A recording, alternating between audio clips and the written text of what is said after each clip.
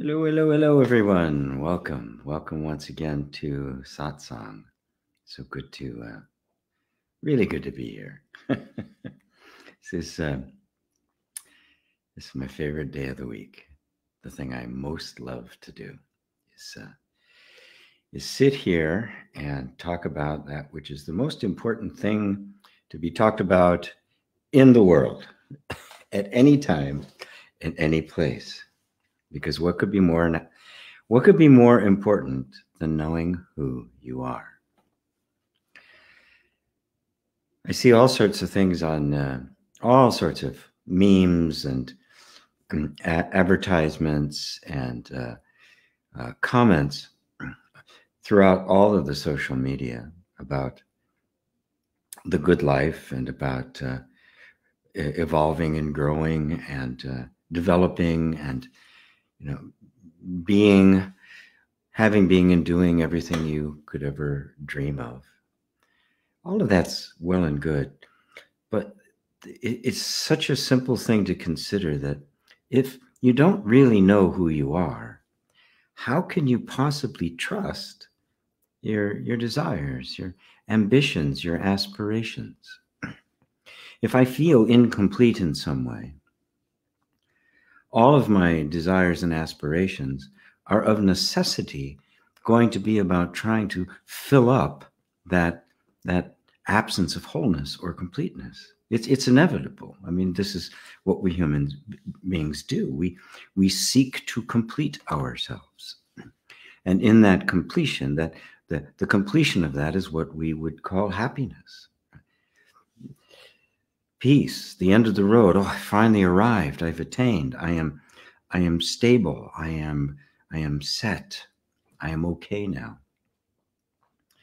And that sense of incompleteness is what drives humanity. It's what's driving everyone. It's why we want to grow and evolve. It's inevitable that this is what we're going to want. I mentioned the other day, somebody made a comment about when I said the purpose of life was to be happy. And I saw a meme today by somebody who had said exactly, no, it's not to be happy, it's to evolve and grow.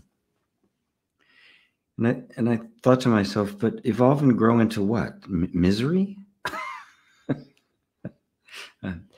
I think what happens is that people, when I use that word happiness, I'm speaking of a deep sense of contentment, a sense of being fully yourself, not something other than yourself, not some version of yourself, but your actual self.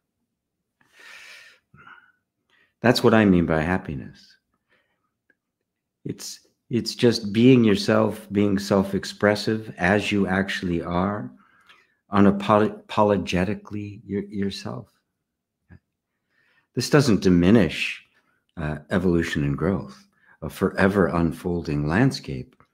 But what's actually unfolding in that landscape? Right? You're not becoming something else.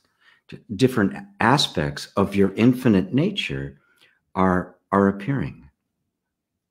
This particular manifestation of who you are has a time limit. It has an expiration date. It expires in a whole new, different version of you. You don't actually become something else, but a different part of you gets manifested, becomes concretized in the moment.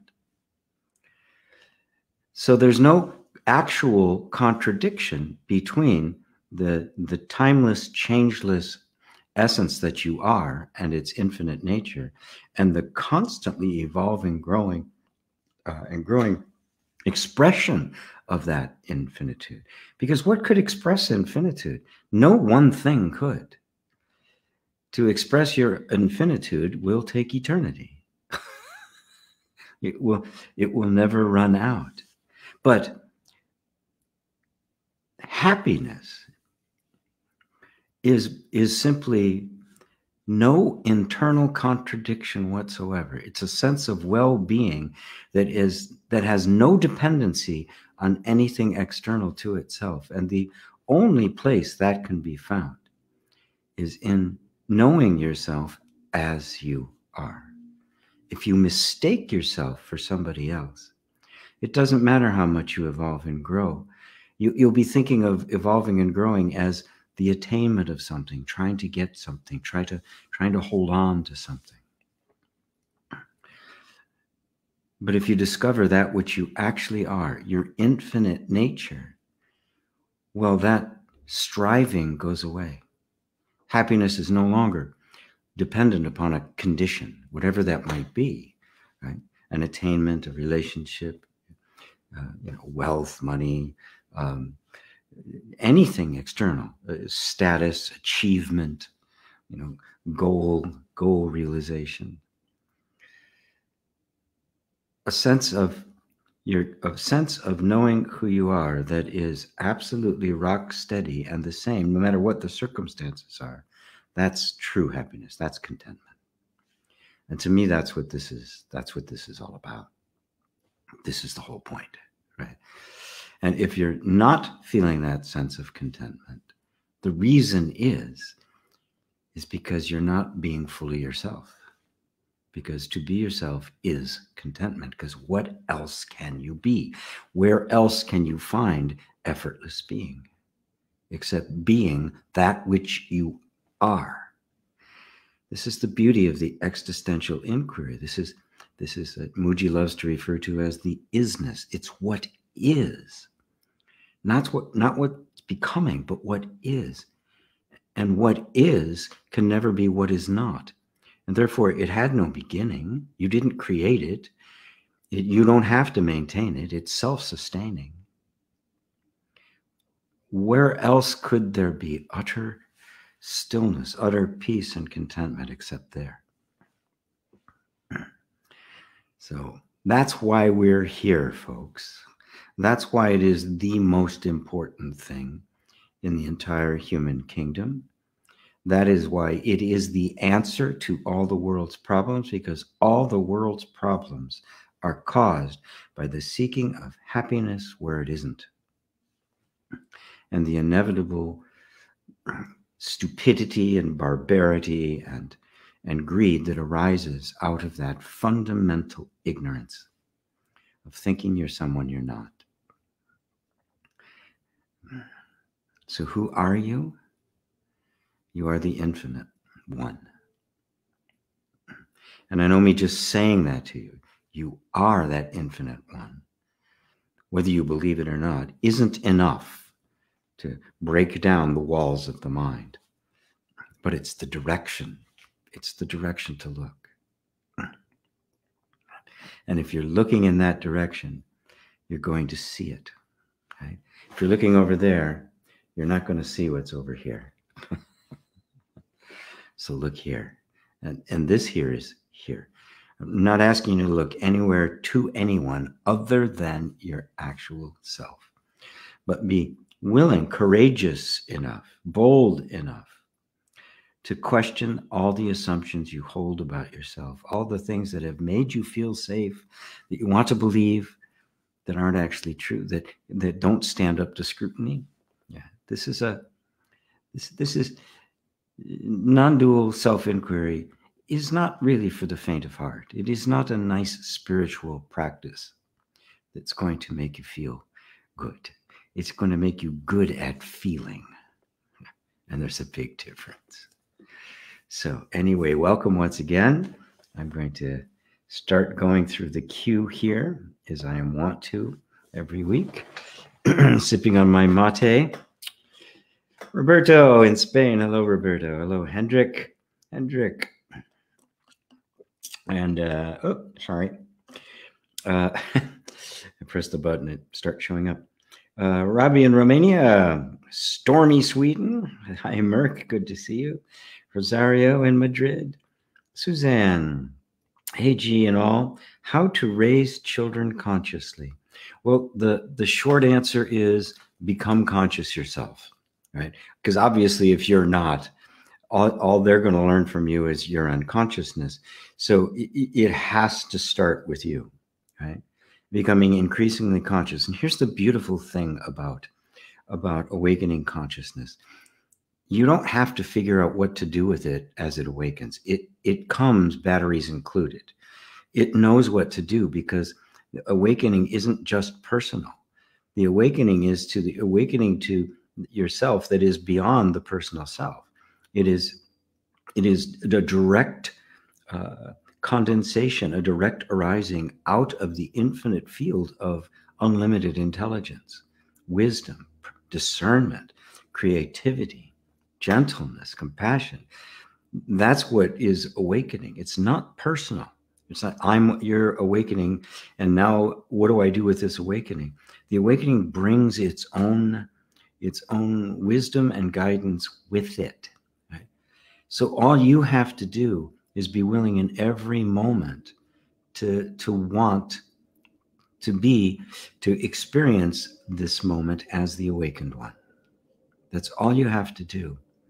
And recognize that because it is a matter of grace, because none of you here, including me, chose this path.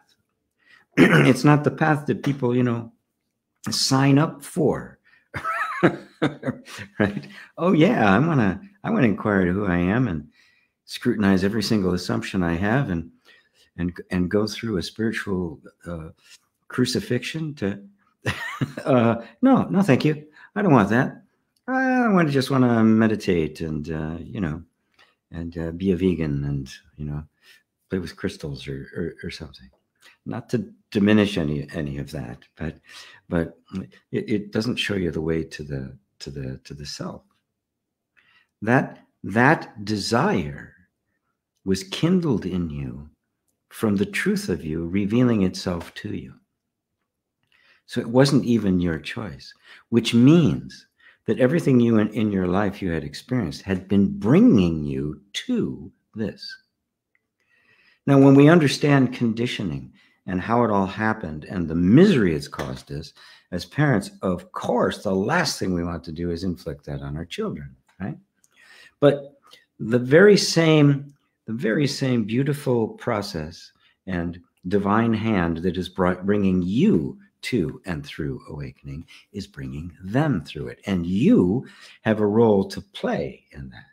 You are part of the environment that truth has assembled around each one of them to give them the experience that is destined to awaken them. So you can't mess this up.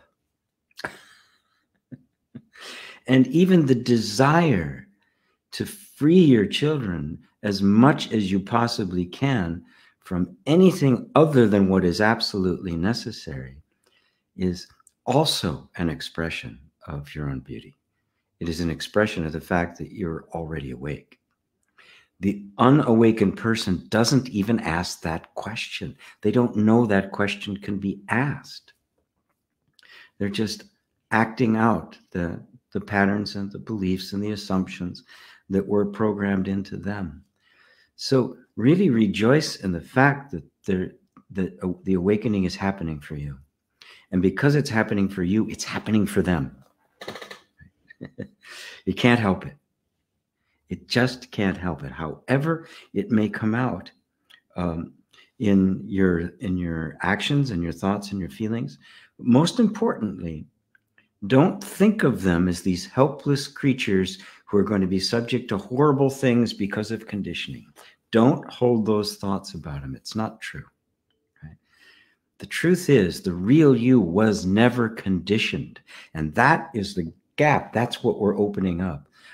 You keep seeing them as they are, the real them, and not the conditioned version of them. You're going to hold that space open, right? And that is the best and only gift you can give to them. And you notice it is in direct proportion that you're doing that for yourself. Right? It will be identical. Right? This is how we become conscious parents, raising increasingly conscious children. accepting them for who they are, being interested in who they're becoming, not who we want them to be, right? That's the killer. The killer is that as insisting that they be something other than what they actually are. Think of children as a seed that's been planted into a garden, but you don't know what the seed is. You don't know what plant it is. It could be a sequoia, it could be a redwood, it could be it could be a hibiscus. It could, you don't know what it is, right? And you won't know till it bears full fruition. Right? And so your job is to be constantly watching. Whoa, what does it need? Oh, this isn't a chicken, it's a duck. It needs to go to the water. Oh, I see. Okay. And so it's a constant discovery of who they are. And if you're engaged in that, they're going to feel that as love, as acceptance. They're going to feel that as, I'm really honored here. And that's the thing that negates the conditioning. That's what gives them authority. That's what gives them the capacity to love themselves, to set boundaries, to do all the things that we need to do in order to have a life that is free. So thank you for that question, Suzanne. I hope I answered it well for you.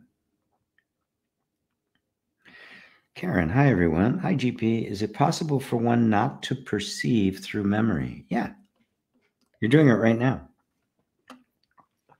We always perceive directly, right? You're not seeing a memory right now. You're seeing what's right here. Now, the moment it's past, the mind kicks in and says, oh, what did he say 5 minutes ago? And right? But the perceiving itself is never a memory. Memory is thought. It's interpretive. It is not the experience. It's stuff that collects about the experience based on old assumptions and patterns of thinking and ideas and beliefs and all the things we talk. So suddenly the happening, which is always absolutely real in this moment, right, is obscured by our interpretation of it, which is not here in the moment. Right? So what you're really asking is, how do I perceive this moment as it actually is? Recognize that you are, right? Because the memory can't attach itself to anything unless something real is here, right? A belief has to be a belief about something, right? So it's always secondary. Reality or experience comes first, and then comes memory, association, anticipation, projection. That all comes later. Those are all secondary effects of the actual reality, which is you are perceiving reality right now. Right? The whole mission here is to cut through memory, cut through interpretation, cut through all of our associations. So this moment is experienced completely as it is, without any of the extra mental interference. But can you see that it is, you are experiencing reality right now? That it can't be any other way. You're not experiencing unreality. Even if the whole thing's a dream, there's a dreamer. There's a reality to this, right? That is unfolding, expressing itself in every single second. So just put all your attention right in this moment and the reality of you having an experience in this moment. You are, because obviously there could be no experience if you didn't exist first, right? and then secondarily, there's an experience being had by that which is. Those are undeniable facts. In fact, they are the only undeniable facts. Every other thing is quite deniable, which means it's not a fact. It's not the truth. It's not reality. Okay? So recognize it. Recognize, oh my God, I'm always experiencing reality, but I'm so used to then jumping into my mind as to actually, oh yeah, that's, I love to use the example of walk through the park after, after winter, as spring has just come, right? And all of a sudden, some bush that yesterday was just, was just turning green is now just exploded in color and flowers. And what happens? You go, and for a split second, boom, everything has stopped. It is, I call it the power of wow. You're right here. There it is. You're not even there. It is such a feeling of oneness that and awe that there's no mental action taking place whatsoever. It's just pure experience. The way a child looks at something, because there's no mental activity, right? Now, for us adults, we look at that, and then almost immediately, the mind will go, "Oh my God, isn't that want to describe it? It's beautiful. Oh, that wasn't there yesterday. My goodness, that's so great. It's so beautiful. I love seeing. I wonder what kind of flower that is. I wonder. No, I think I've seen that on sale at the nursery. Maybe it was at Whole Foods. They had this cut flower, right? At that point, you're not there anymore. The experience isn't there. Now you're in the mind, but all the while the mind is doing this, you're still right there, having the experience, looking at the natural bouquet of flowers. Right? This is what I'm referring to. We want to see through the mind's projection onto the moment and be actually 100% with the moment. That's why Eckhart Tolle referred to it as the power of now. Right? Nothing but now, just now. This is how you will recognize that perceiving never has anything to do with memory. It's always right here, but we've just gotten trained to immediately engage with the mind's narrative when it happens. The purpose of satsang and everything I teach is to break that association. So there isn't always this direct, so I experience something and the mind kicks in with its narration and I go along with the narration instead of the experience. But never doubt for a moment that the experience is happening. It's always happening. It has to be happening, right? Because if it wasn't, then there'd be nothing for the mind to narrate. So this is the process by which we free ourselves. We break down the walls of the mind and we free ourselves from our conceptual experience of existence into the actual, real, palpable nature of existence itself. How's that, Karen? Thank you for that question. Beautiful.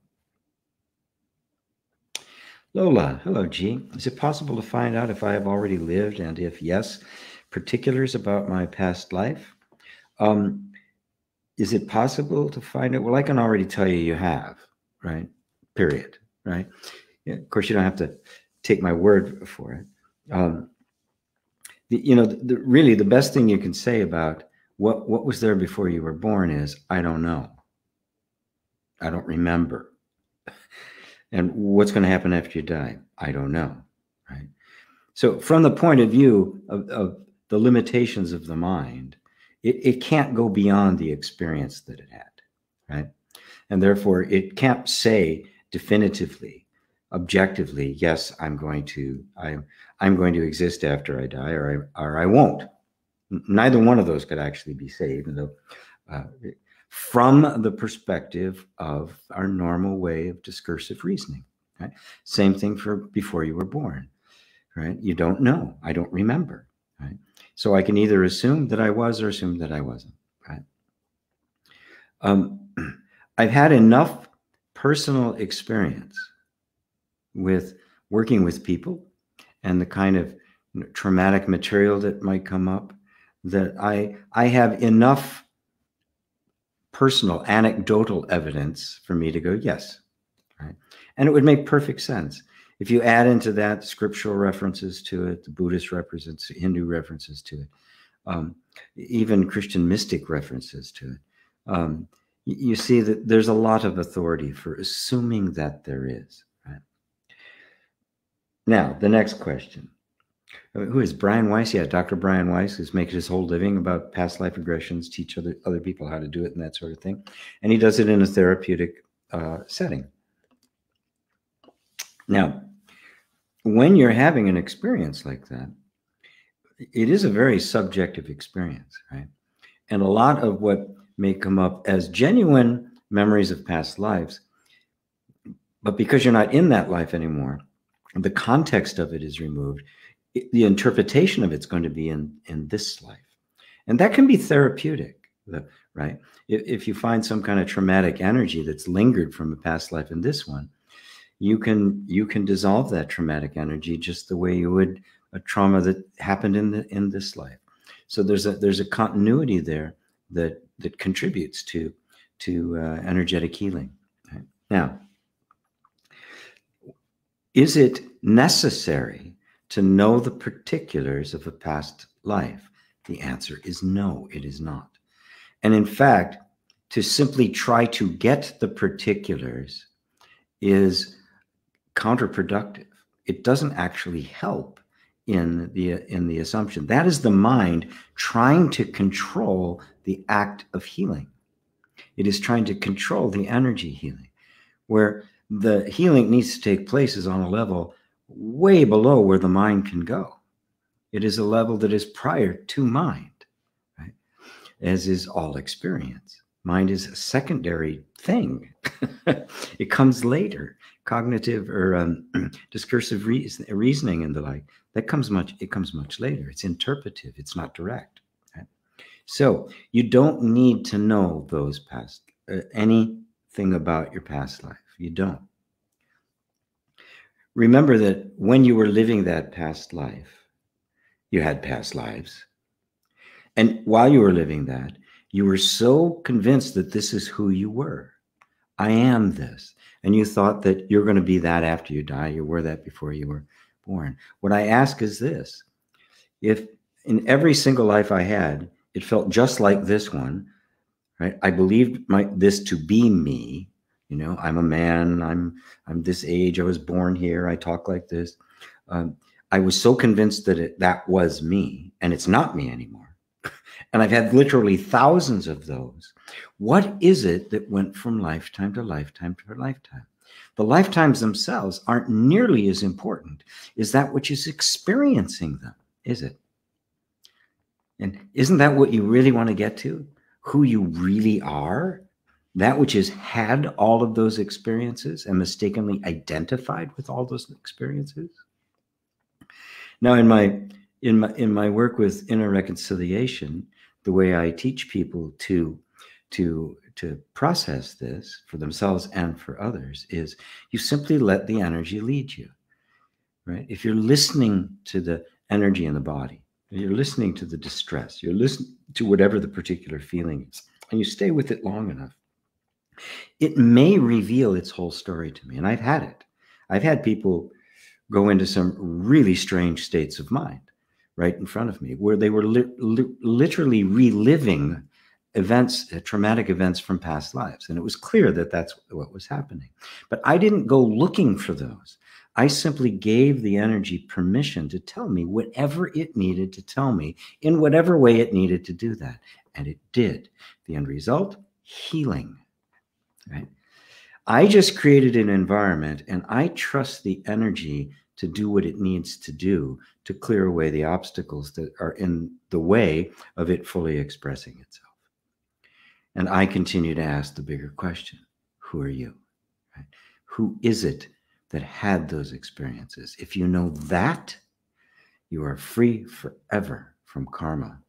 You are free from all of the traumas, because the real you that had the experience was never in the experience any more than you're in the movie you're watching. It was never traumatized. It never died. It was never born. It has had the experience of multiple lives, but it itself was never born. As Muji likes to say, you only live once, but that's forever. Does that answer it for you, Lola? And I guess this is a good time for me to make a plug for my upcoming training, because this is what I teach.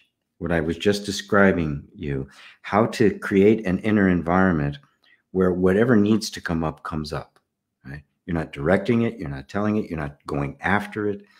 Because the moment you start going after something, you could see there's already a supposition. There's a presumption right? That if I get to this, then something is going to happen. You are asserting yourself onto this incredibly intelligent system. What's it going to do? It's going to have to deal with you, right? Right? It's not going to cooperate with you because you're trying to force it into something.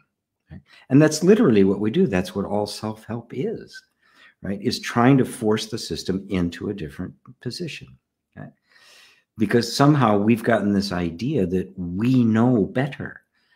Oh, I know what it needs to do. I'm just going to get to this past life. And so you try to make it get to the past life. And if you do, you very likely will completely misinterpret it, and it won't have any remedial effect. But if instead you create an environment that is so open and free that it can bring anything to the surface, you've just opened the door wide. Right? And what does that mean? You made it safe enough for whatever it is to come to the surface. You have established unconditional love. You've given yourself the very thing that you didn't have, that created all of the conditioning and traumas in the first place. That absence of a safe place where you could just be yourself is what created all the problems. So my solution is create the environment that fully allows you to be yourself. And what will happen? It will automatically just start disposing of all of the defenses and conditioned patterns that it doesn't need anymore, because it doesn't need to protect itself anymore. You have become safe. This is inner reconciliation in a nutshell. And that is what I'm going to be teaching people to do. I already have courses on it, but this is an intensive where I will be teaching you to a level where you'll feel confident, really confident doing it for yourself and for others if you so desire. So, how's that? Good. Good. Thank you, Lola. Hopefully that answers it for you. And I will now turn this off for now. Martin, hello. My fiance is worried about me being on the spiritual path.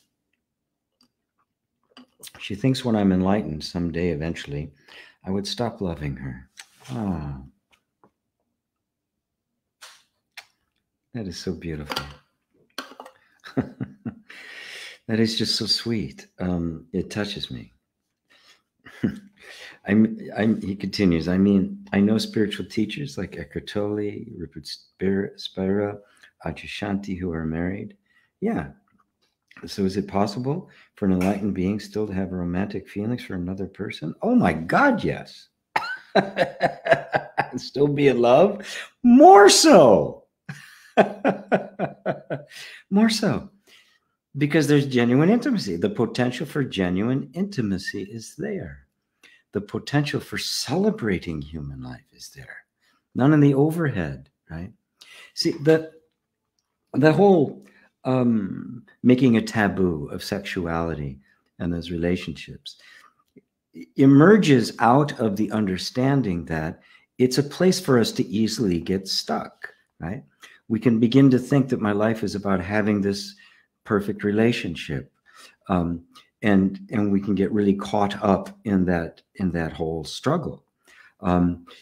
It's all mixed up with, with our culture and the legalities of marriage and, the property rights that went along with marriage for so many years, and romantic love. If you're suddenly free and you can see someone like you've never seen them before, and you just in total awe of their uniqueness, their beauty. I find women more beautiful, more amazing, right? It's like I'm like a dog going, huh? Because I discover the feminine aspect of the Godhead through the presence of actual, human beings, human women. So it's not like that, right? There's the awakening, the effect that awakening enlightenment has on one's life is a sweetening. It is a deepening. Right? It opens a door to celebration, to appreciation of all of the value of human life, simultaneously removing all of the attachment and the clinging and the clutching of it, because you don't need anything to get anything from it. You have everything to give to it. But then you see this beautiful relationship, this beautiful flow, because what you are really discovering in yourself is made manifest in the world around you. So it's not two. The end result is a deepening of love without the attachment. That is absolute bliss, love, wondrousness, ecstasy, and no suffering. You are free to love. You are free to experience pleasure and joy without the danger of it becoming, of getting absorbed into it. It is a liberation of human life, right? You are first liberated from the mind and its concepts. And so you are liberated from merely human life. But that human life then gets absorbed into the divinity until there's no difference. This is God. This is the divinity. That woman is the goddess. Not just a nice idea, not a metaphor. That's what she actually is. And you the God. And this is the just astounding beauty of it. So bless her heart. I understand. But what happens if she gets enlightened first? Is she going to dump you? I would.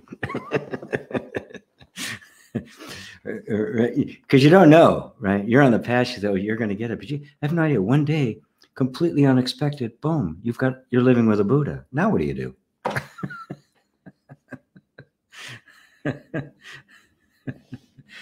Oh, like it is to be celebrated, totally celebrated. I love silent retreats.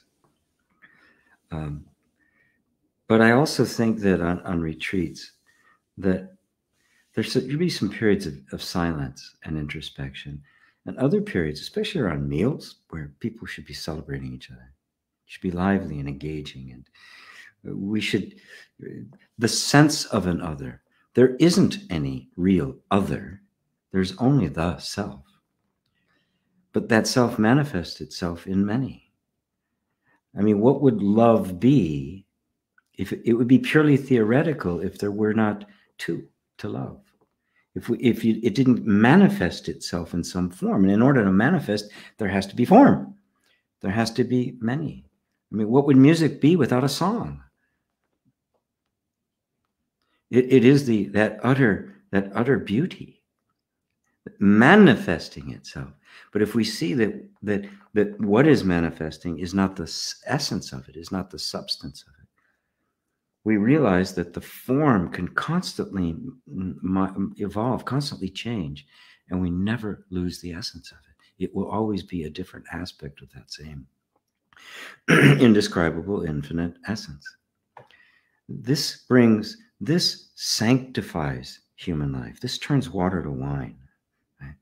This is not a diminishment, as many spiritual traditions have made it so. So, I've taken no vow of celibacy. I'm quite open to the whole idea. Right? When it happens, it happens. Yeah, I don't feel any need for it. Right? It's not like, oh, I'm going to be miserable. Nothing like that at all. Right? It's just however awakening unfolds in my life and in yours, that's how it's unfolding. And you're already awake. It's already happening. You're already awake. Do you love her? Has it changed? Has it gotten more so? when there's less expectations about what somebody should be or shouldn't be, so there's more compassion, there's less judgment, there's less opportunity for conflict. It's like, how could it not be anything but better? And the more comfortable you have in your own skin, the freer you are, the less inhibited you are about love making, about just all the the fun stuff, kissing in public. I mean, there's absolutely, the limits get taken off. I think I've made that clear enough. So put her concerns to rest. Annette, hello Annette, my rock star. What are the different phases of dying, and what does it mean to go through all of them?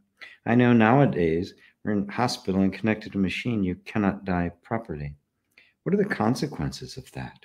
That was amazing. That's amazing. What a question. I've thought about that. What happens when somebody's just laying there in a machine? Well, it's kind of like being in deep sleep, right? Timeless, right? Not suffering, no experiencing whatsoever, just being. That's what I suspect. I've not been in a coma or tied to a machine like that. And yeah, it's no way to die. It's absolutely no way to die.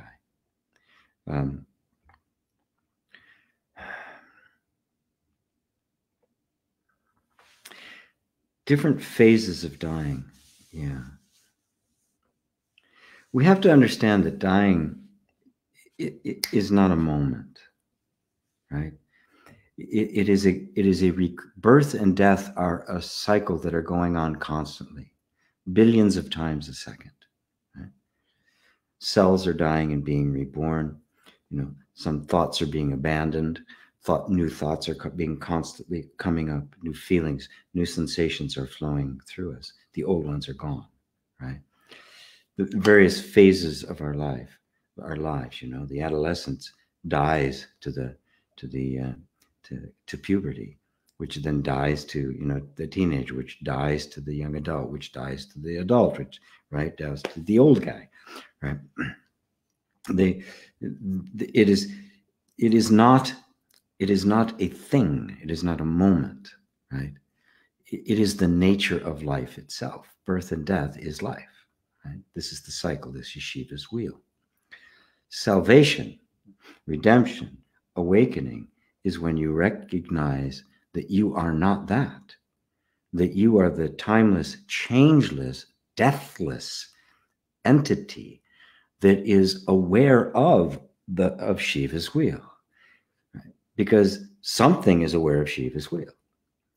And that something that's aware of it isn't changing. It's watching the change. Right? It itself isn't moving. It's watching all the motion. Now, this is our experience. Right? This is the experience you're having right now. The image on the screen, me talking, the words are flowing by, but aren't you absolutely consistent? Are they not flowing by you? So we could think of the words as being born and dying. The phrase is being born and dying, right? The image on the screen as my hand moves across is born and dying. We could put it in those terms. But you who are watching it, are you being born and are you dying? This is the deathless, right? So they're all different phases of death, right? Like certain phases in the body, like the stomach wall of your stomach replenishes itself every 24 hours. That's how fast these cells are turning over. Seconds, milliseconds, this stuff is turning over. And this body is doing this constantly, literally millions and millions of times per second. This death-life dance is happening. Shiva's wheel is moving, right? It happens at other layers too. The maturity of a particular organ, or a fingernail which reaches maturity, or a hair takes a longer time to reach maturity, and it falls out and it's replaced by something else. The same thing is true of our phases of life. Of the embryo, then the fetus, then the newborn, the the infant, and so on. You can see this at that level. You can see it on more macro levels as somebody is going through various phases of their life. We call this is old age, this is middle age, this, right? Inside of those are other little loops. It's kind of this infinite, there's a word for it. It's just one thing inside of another, like fractals, right? This fractal gives rise to this fractal, which gives rise to this fractal. This is a very real model of the way everything works. So we think of death as something ending, right?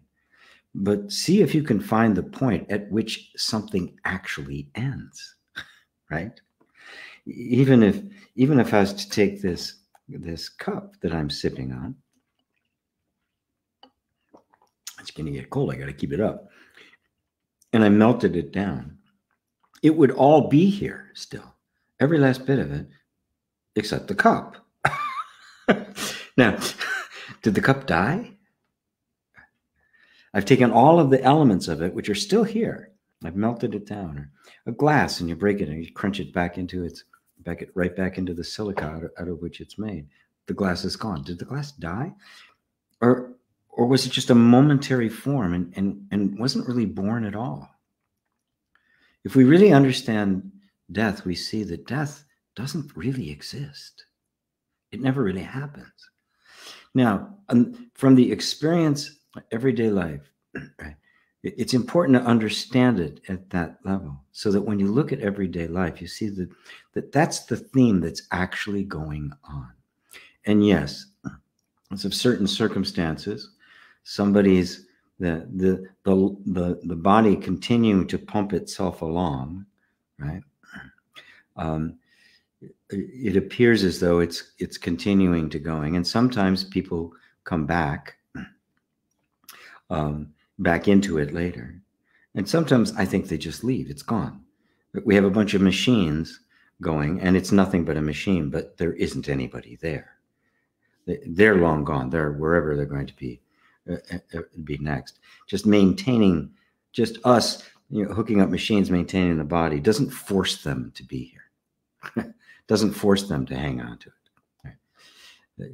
If it is their own choice to hang on to it or not, and that's kind of a strange way because doesn't seem like you're making choices in there. But these are choices are like energetic assumptions. They're at a different level.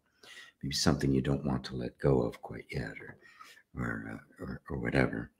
But whatever it is, no one is actually being held there. That doesn't happen ever. It's always a matter of your own participation in it on some very, very, very subtle level. So to go through all the deaths, as your question is to just live for a second, because they're all happening right now. Death is not a moment in time. It's not a particular event. It is a theme playing itself out over and over again. This is the yin yang, birth, death, and so it is always going, right? What's important is to recognize that which is witnessing the constant flow of birth and death itself is neither. Was never born, cannot die. And that's you. That is consciousness. That is the reality. That's you. Hopefully that helps, Annette. UTC Live. I was looking for live call at 2 Eastern. Hopefully we'll show up at 3. I'm unaware of no live call at 2 o'clock. Sometimes I have messages going out that, from my email system, but I wasn't planning on anyone today. I never do anything in the morning before Satsang. So I'm sorry if there's some confusion there, Anne. Milo, AG, how do you know it's the right one, right partner? How do you find him or her?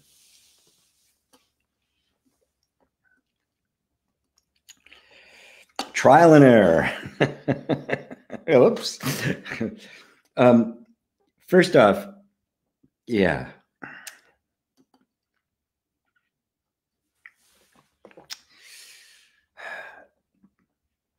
You know, there's no hard and fast rules for these things. I know people try to teach them. You know, put her or him on your vision board and see what happens. But you always leave something out, right? You go, oh God, I should have remembered. I don't want this quality. I want that quality. So that way doesn't work. I think the way to come to that sense of the right one, right? And I think what you mean by the right one is somebody that you're going to be compatible with, turned on by, can really love and grow with for the long term, which is possible, but not necessary, right? Let's be clear about that. And oftentimes we need to have a lot of different experiences in our lives before something like that can show up. You know, it's kind of what is the most right thing in this moment? Will it be the right thing in the next moment? It may not. Now, if there's someone that there's just a strong compatibility to, it's effortless, it's easy, right? There's a natural drawing towards one another. It's not forced. You don't have to make anything happen. Over time, you feel more and more comfortable just being you, and you're comfortable with them just being them, right? And over time, you're aware of people are changing, and you're okay with people changing. You're not holding on to, oh, she was like this, you've changed. None of that. Yes, of course, that's always going to be the case. And if something's going to be sustained over the long haul, something deeper than just the immediate characteristics or the immediate manifestation has to be at play. I think one of the most significant qualities is our own desire for the ultimate freedom, right? Which is to know myself as I actually am. That is the most important desire. And if that is cherished as the most important desire, whatever comes into your life will be serving that end. And you'll be serving that end in their life. That's the space in which you have the freedom to create more freedom. Because now there's compassion. All the stuff that comes up, the inevitable childhood stuff is going to come up. And it is inevitable, right?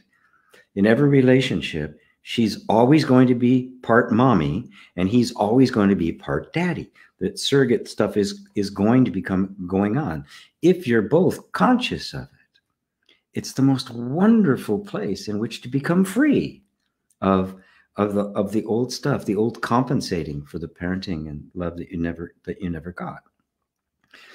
Which of course then deepens it between the two of you, and it becomes this secret, sacred space, this real temple, right, of love in which everything can be enjoyed.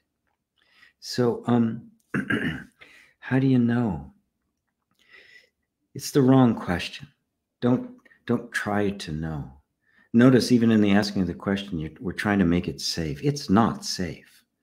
Risking intimacy, letting yourself be seen, knowing perfectly well you could be rejected out of hand, is the most courageous thing for you to do, and it's the only thing you can do. And obviously, I'm not an advocate of just lay it all on the table on the first date. I mean, over time, you learn to trust. You throw some things out there. You see what kind of response you get. The trust deepens, and it opens up, because that's what we're seeking.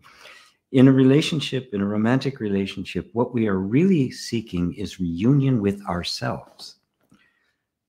It is a hint of the bliss of awakening to the fullness of your being. And in that awakening, the other person doesn't disappear, but they do merge. You are two and one at the same time. And you see that who they actually are is you. So how do you know it's the right one? Right? Know yourself. Be yourself. Trust yourself to risk being seen and see what the response is. Right? Slowly, gradually. Don't just throw yourself out there. Don't be foolhardy. But if somebody appears to be trustworthy, test the trustworthiness. And are you trustworthy? Can they trust themselves to you? Right? And learn to see past our illusions and our delusions, knowing full well that until we reach a particular state of spiritual maturity, we will be seeking in our relationships a compensation for what we didn't get as children. And if that remains unconscious, it will create relationships that don't work, that are horrible, or abusive, right? Or unsatisfying. But if you are conscious of it, well, then that's the environment in which they get healed, in which their compensations aren't necessary anymore, because you've got the environment of unconditional love that you didn't have. And the absence of it created the need for a compensating. But what we're really seeking when we're seeking that relationship with the true parent is we're seeking ourselves. We're seeking the internal permission to recognize my own infinite value, and to love me, and to realize my worthiness as the self, because you are the self and so are they. And that is what all relationships are. That's what everything in human life is for, to point the way to that. And along the way, the experience of that, just the bliss of communion. It's sweet. Thank you, Milo. I hope that helps. Yeah. By the way, it's not match.com. That's not how you do it. Hello, Master, says Juliana. Hello, Juliana. I've been attracted to the wrong people most of my life. How can I recognize people who are good for me and who have a big heart? Thank you. Boy, do I hear this a lot from women. Maybe I should do a women's class.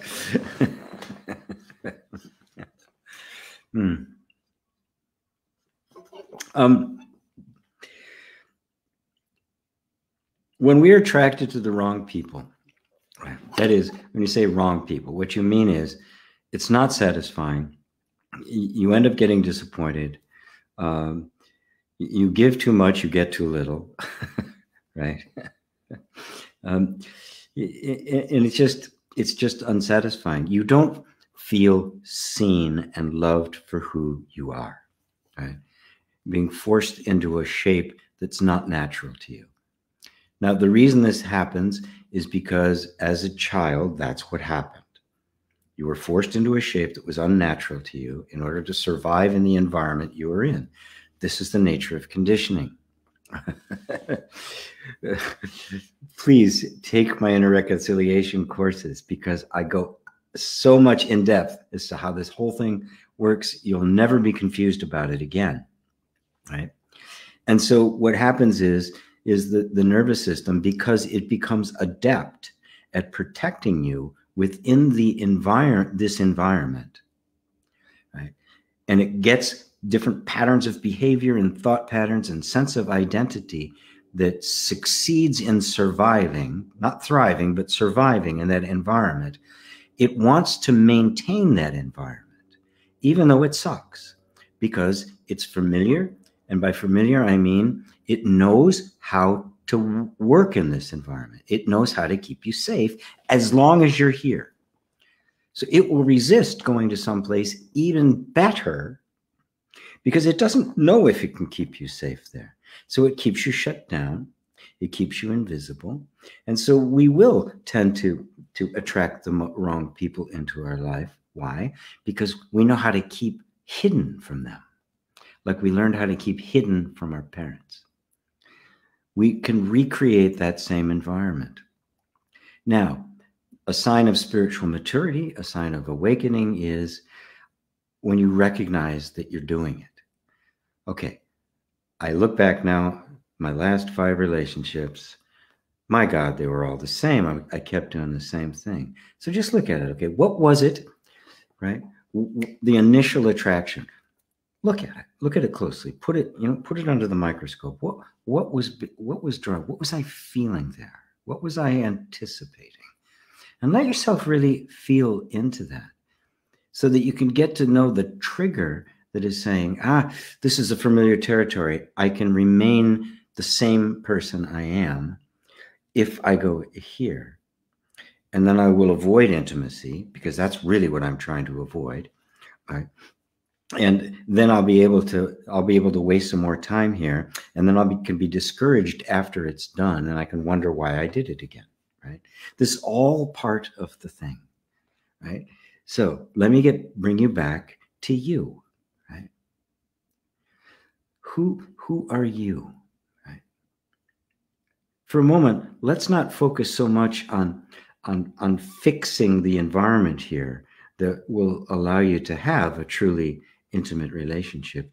And let's start by having a truly intimate relationship with yourself. If we all recognize that this happened to all of us, we became conditioned into being way less than we really are. And that includes all of our desires, our expectations, our relationships, our friends, our career, the clothing we choose. All of it is determined by this self-image, this that we're holding of ourselves. So, where's the best place to focus our attention then? It would have to be there. Now, what I do in inner reconciliation is that I focus the attention on the inner environment that gave rise to that sense of identity, needing to interact to an environment that was hostile to itself, and therefore wants to create this environment over and over again. So what do? We start by making you safe for you. Right? So if I'm beating myself up for having the wrong relationships, I'm not safe to me. Right? You're just yet another judge, another critic. But if I'm like, wow, look at that, I keep doing the same thing over and over again. Okay. I totally accept that I do this. Yeah. All right. Yeah, it sucks. I'd rather not do it, but I am doing it. And I'm just not gonna beat myself up for doing it. How's that? Wow. Okay. Yeah. I've been a real bozo. We're all bozos on this bus. How about it? We're all just kind of stumbling along in the dark. Okay. I totally accept that that's what I'm doing. Now notice how that feels. Instead of how do I get out of this? It's just like, damn, look, I did. Okay. All right. I'd like to get out of this, but here I am. Can you feel that there's a certain amount of self-acceptance in there? And the moment that self-acceptance happens, what happens? The internal environment shifts from that of conflict to one of safety. The one of, it's okay. Yeah, I'm a fuck up. Okay. I admit it. Put it on the front cover of the New York Times. Front page headlines. GP's a fuck up. All right, there it is. It's out in everybody to see. God damn, what a relief. I don't have to hide anymore. It's old news. Now, feel the relief of that, right? So, this is how you open up your own big heart for you. And what's inevitably going to happen if you open up a big heart to you? Suddenly, big hearts open to you are going to show up. It's inevitable, right? You won't have to worry about it. You'll smell the rat a mile away. You will. There'll be a natural intelligence because the nervous system won't be seeking that out anymore. It won't need that. It won't need that as a protective mechanism because you've created a completely different inner environment, a completely different inner landscape. This is why I call it inner reconciliation. You are reconciling with yourself. You are becoming the perfect parent, the perfect God or goddess.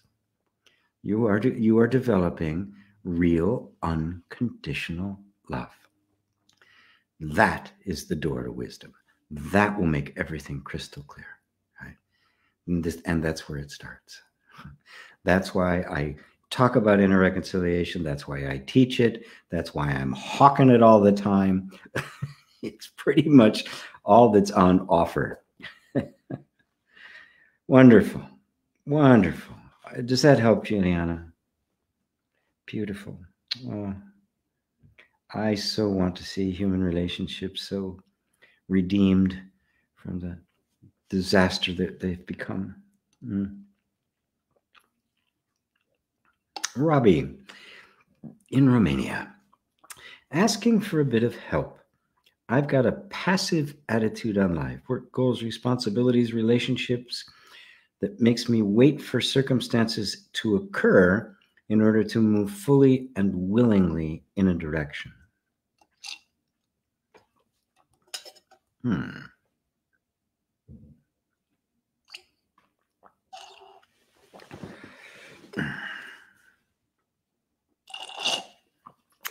Sorry, I had to finish that. Okay, first off, stop labeling yourself. I've got a passive attitude on life. That's after the fact. You're having a particular experience, a particular confluence of events in this life, right? That you're unsure, right, of your work goals and responsibility, relationships, all that. It's kind of up in the air, right? Good. This is supposed to happen. This means you're growing, you're evolving, you're developing as a human being. You're not static. You're not stuck somewhere, right? So don't label it as a passive attitude on life. Right? What it means is that nothing has grabbed you enough now to focus the incredible energy that is you and is available to you once that focus occurs, but you can't force it. You can't make it happen, right? See, I'm waiting for the circumstances. No, you're not. You're waiting for the internal direction, and there's a big difference. If you're waiting for the circumstance, you're waiting for something to trigger a reaction, right? And in fact, something could come up and something very genuine inside goes, yeah, that's it. I mean, I felt that way in music, right? I loved music as a kid. I was really drawn to it after I saw the Beatles. I wanted to be a rock and roll star. But when I heard B.B. King for the first time, a blues legend, and I heard the blues and I heard it for the first time, something inside me went, yes. From that moment, I became a musician. Prior to that, I was ambitious. It gave me focus, that it was more than just, playing my drums in school. But in that moment, something else happened altogether. And it moved my life for decades, right? I still do it, right? I still make the beginning of every video you hear is an excerpt from music that I've written, right? So it can connect that way, but you're not really waiting for the circumstances. You're waiting for you, because that unfoldment is the real you emerging in that moment, taking that form and self-expression. Okay? Now, the real you is beyond all of that. It's infinite. It has no form, right? And so in order to be experienced, even by itself, it must take form. It must manifest in some way. And that manifestation is just kind of this energy that congeals everything together: our lives, our interests, our loves, what engages us, our attention, all of it. So give yourself permission to be in this place of not knowing. The last thing you want to do is to pick up something that's not really authentic to you, because you feel as if, my God, I've got a passive attitude. I got to do something. No, you don't, right? No, you don't. Get a job at, as a barista, making espresso or something. There's nothing says you have to do this, right? And let it develop naturally. It will. It can't help it, right? For me now, it's right? This is it. This completely absorbs me, This is, I love doing it. I can't help it. Right. I do it in my sleep. You could wake me up in the middle of the night, with no sleep, and turn this on and say it's time for satsang, and I'm in, right? So let yourself discover it, because it's a self-discovery. It's not something extra added on from the outside that you then okay, now I've got a reason for living. You are your reason for living. And if you give yourself permission to let that unfold in the most unique way, a way that's totally unique to you, you'll find that what you discover is very satisfying, very real, and will completely absorb you. And that's the best way to do it. That thing that says I got a passive attitude and I should be doing it is something that's got to motivate me. That's coming from a culture that does not acknowledge or even want to have you knowing who you are and living your life in your most authentic way. Our culture does not want that. It wants conformity. It wants you into school to learn a skill that can be sold in the marketplace, then they're determining what's valuable. They do not want you. They want to turn you into something that does what they want, right? I want you. I want you as you. Imagine a world where all of us were showing up as ourselves and not conforming to some kind of arbitrary set of rules. Imagine what that would be like. There would be no problems. We'd solve every problem the moment it arises. The word problem wouldn't even exist in our vocabulary anymore, because we'd find the absolute perfection that all of us together are the absolute perfect balance and perfect configuration.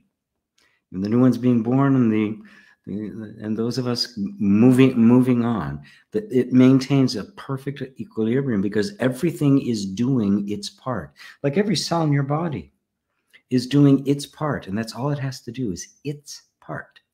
And this incredible thing happens. Think of the family human as being each doing its thing. But there's this other stuff over there. Oh, no, it's talking to the cells in the stomach. You need to be more like the lungs. Go get your degree in lungness or something, lungology. This is the way our world works. Right? It's not an acknowledgement of you. So take your time. There's no rush. You don't have a passive attitude. Nothing's hooked. Nothing's clicked yet. That's all. Find you, right? Find you, and you will find the treasure. You will find that energy of life. This is what is talked about in the midst of the hero's journey. That's what they're looking for. That special place of power. It's the self. It's you, right? And you'll recognize it by its authenticity, and it'll just take over your life. You won't have to do anything. You'll be a spectator. It'll be like, oh, this is great. It just happens, right? It just happens. Thank you, Ravi. Liza, hello. Hello, Ava from Poland. Great to be here again. Great to have you. Ursula, Madeira Island. Fiona, hello, Fiona. Hi, all from Greece. I have to do something this week which triggers anxiety. I practice allowing and remember it is just thoughts. It's not easy. Thank you for your words, GP. They always help. Yet, allowing is a practice, right? And it's an essential practice. And it does get easier once you see the impact that it has, right? Because it's going to allow you to experience that your anticipation of what's going to happen and what actually happens are completely different things. And you will then, through your direct experience, lose that sense of anxiety. There'll be more and more of an expectation of good, an expectation of harmony. It doesn't mean the difficult things won't be difficult. There's always going to be the difficult conversations, the tough choices that have to be made. But we allow that. We allow the full emotional experience of that, because, yeah, they're still going to happen. And when they do, it's not pleasant. We'd rather they not happen, but you're allowing yourself to be fully present with the experience, which means you're fully present, which means the best possible solution to whatever it is going to happen, right? It may be not the ideal that you'd like to have happen, but the best will happen, right? So it is a practice, and I'm really proud of you, right? That having to do something that triggers you, and yet you're willing to go to the place of allowing, rather than trying to figure out how to get out of it or postpone it or what you're going to say or how are we going to do this, or to try to like overthink it, but instead to just be with those feelings. That's way more important than the event. Your capacity to be with those feelings is the open door for inner peace, right? You won't be fighting, because when you stop fighting your feelings, you are alleviating all your childhood traumas. Right? And you are merging into total self-acceptance and unconditional love. Beautiful, beautiful, and beautiful. Thank you, Fiona. Francis King talks on spirituality and life. Hey there, Francis. Greetings, G, and all here from Nashville. Oh, good to see you. Good to see you.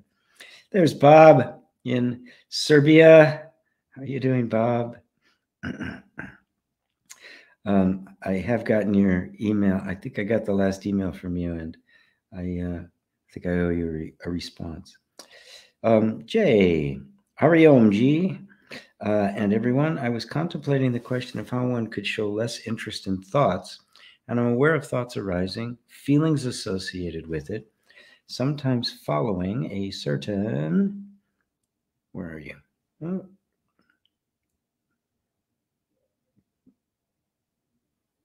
Where'd you go? Oh, there you are. What? I lost something here. Is that all there was to it? I think I lost the rest of it.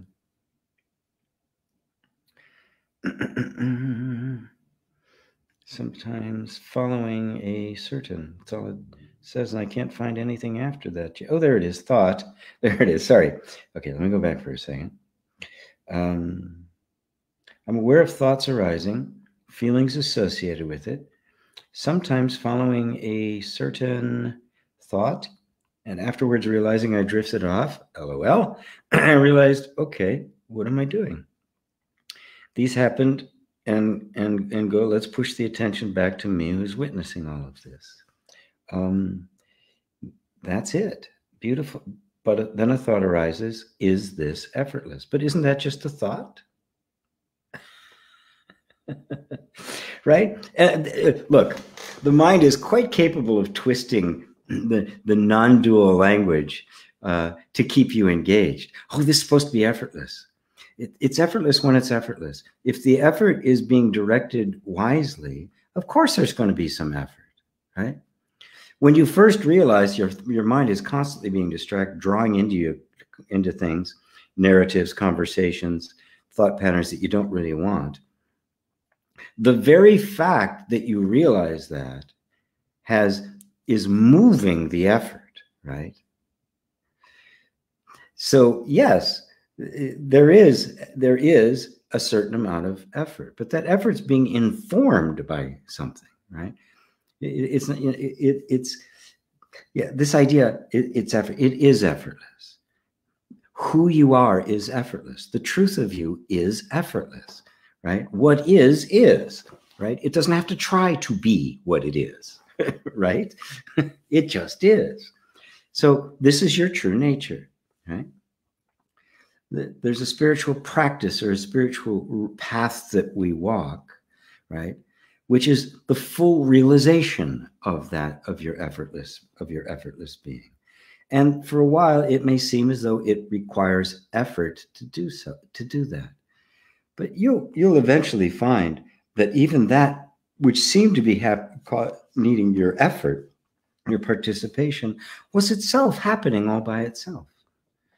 Notice, it happened. You saw you were distracted, and immediately you saw the intention to bring your attention back to the one witnessing it. and the energy to do that, and the conviction that it needed to do that, and then the actual happening of it happening, were you not simply watching that happen too? Were you actually the one doing it?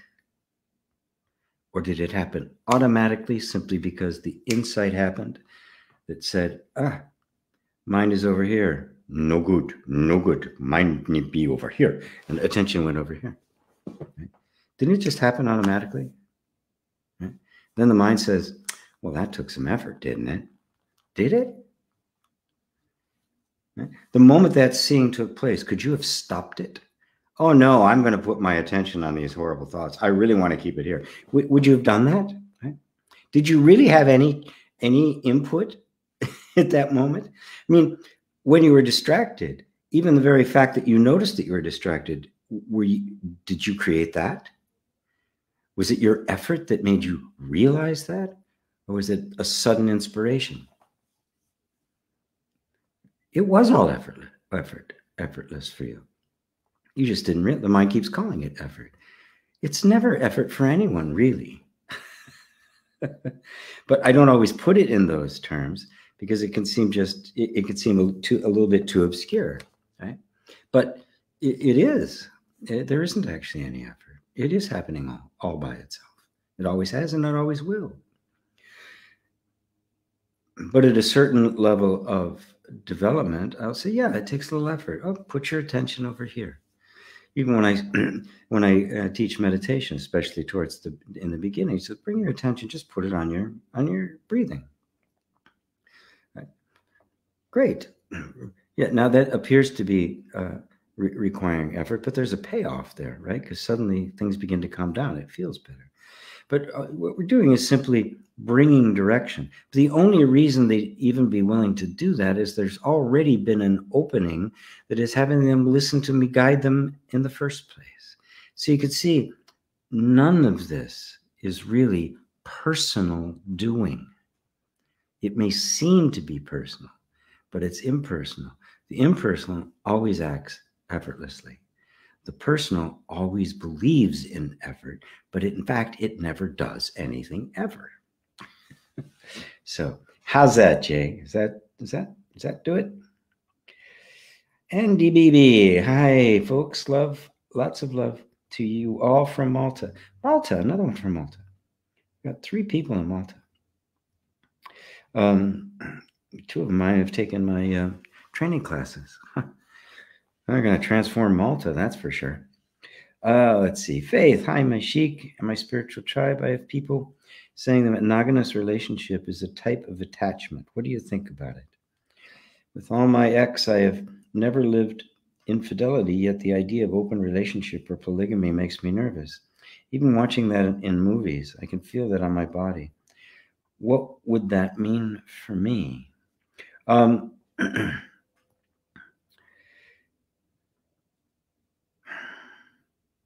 Human beings, like many other critters, mate for life.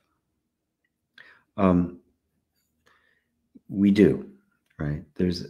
And if you look at it from the point of view of evolution, it's the best thing to do, especially because human children require so much attention and so much time. We have so few of them, so we have to invest so much in them that, it's not a litter where you just, have the puppies and off you go. And 6 weeks later, they're on their own and everything's fine. Humans aren't like that. So if you look at evolution from the point of evolutionarily, then it's very natural for relationships to be monogamous. It becomes different when it becomes more emotional, more romantic and the like. But I don't think there's a real cut and dry answer one way or the other. I don't think you can reach the depth of a relationship with multiple people simultaneously. I see no evidence of it, right? If somebody shows me evidence of that, I will consider another point of view, but I've never seen that.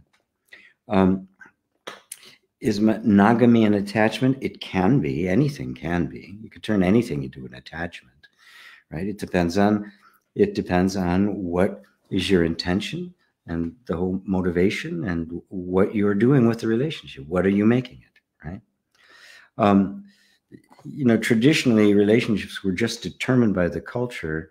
That's what you did. You didn't have the freedom to do with it what would be best serving you and your own growth and spirituality and the like. You didn't have that choice, right? But now we do. Right? And so, yeah, if it feels uncomfortable for you to have an open relationship, well, by all means, don't do it. Right? And if it's much more comfortable to be in a monogamous relationship, be aware that it can become an attachment. It can become possessive. It can be, you can start taking each other for granted. Nothing removes the responsibility of being an energetic presence in the relationship, to make sure that the relationship has a life, right? Because it has no life of its own. It is completely determined of the quality of the engagement of the people in it.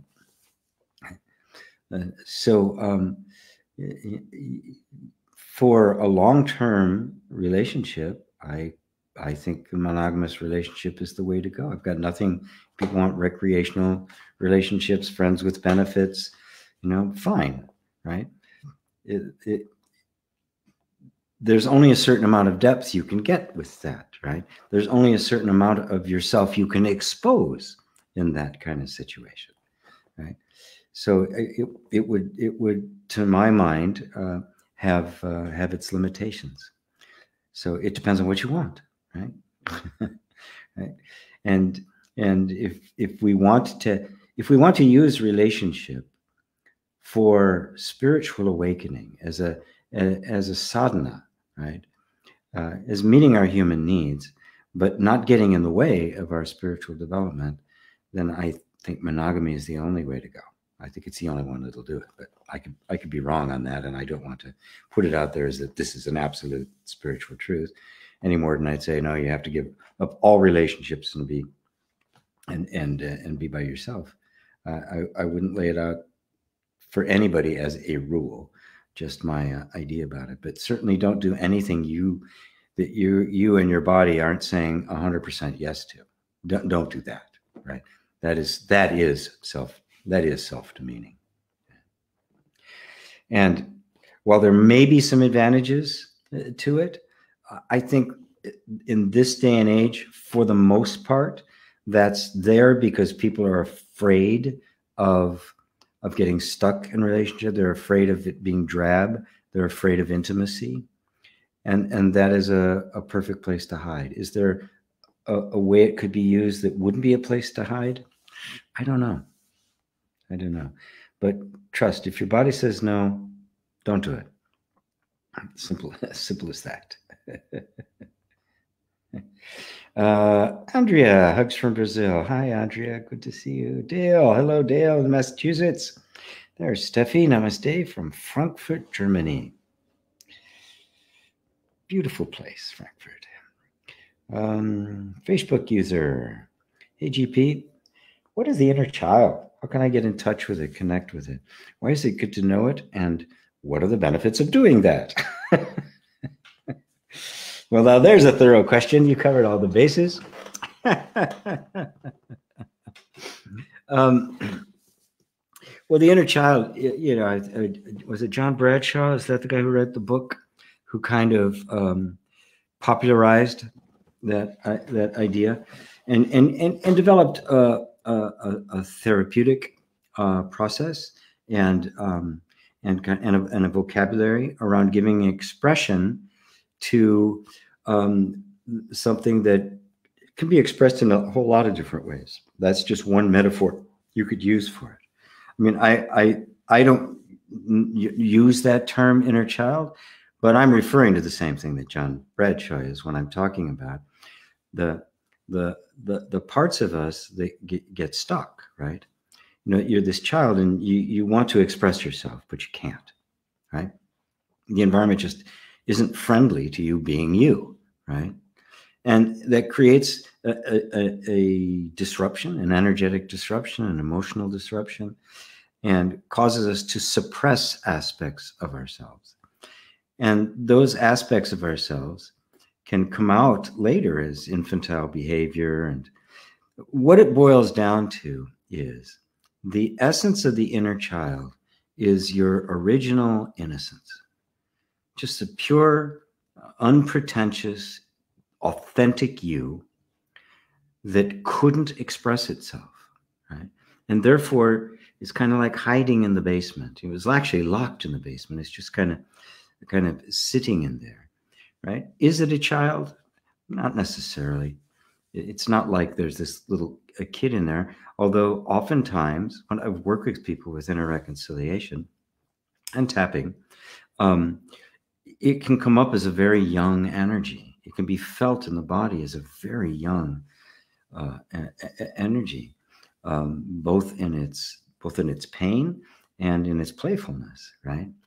And what we're really doing is we're reintegrating into the wholeness of us aspects of us that were disallowed. And so the metaphor of the inner child is a way of approaching that works. You can also use other archetypes, and there's a variety of ways to do it. They have a different language for it in like family constellation therapy and the like. You know, if for me, it is they're very natural innocence, right? You know, the characteristic of the child is just this pure innocence, playfulness, right? There's just nothing affected about them, right? They're 100% themselves. And that original innocence is still there in you. It was suppressed. It was bent out of shape. It was stuck in the basement. It wasn't allowed to be out. But nothing can kill it. Nothing can get rid of it. And so getting access back to that is really liberating your power, because that's what it is, right? It's creative. It's your creative impulse, right? It's your capacity for self-validation. It's your playfulness. It's your fun. It's your sensuality, pleasure. It's the capacity to simply know what you want and be okay with getting it. Be able to say yes when you mean yes and no when you mean no. These can all be summed up using that metaphor. How do you get in touch with it? You have to make it safe. It is that simple. This is the heart and soul of everything I teach in inner reconciliation, is that you have to make the inner environment that you didn't have that caused that child to be stuck down in the basement in the first place. The environment wasn't safe for it, right? And we come along later with our sophisticated minds, psychologically, self-help, personal development, success strategies and the like. And we basically try to force ourselves into being something else. In other words, we use self-help and all these techniques to fix ourselves, right? Because there's something wrong with you, you need to change, which is exactly what happened to the child in the first place.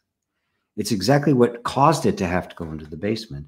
It's exactly what the nervous system learned to defend itself against, which is why none of those techniques work.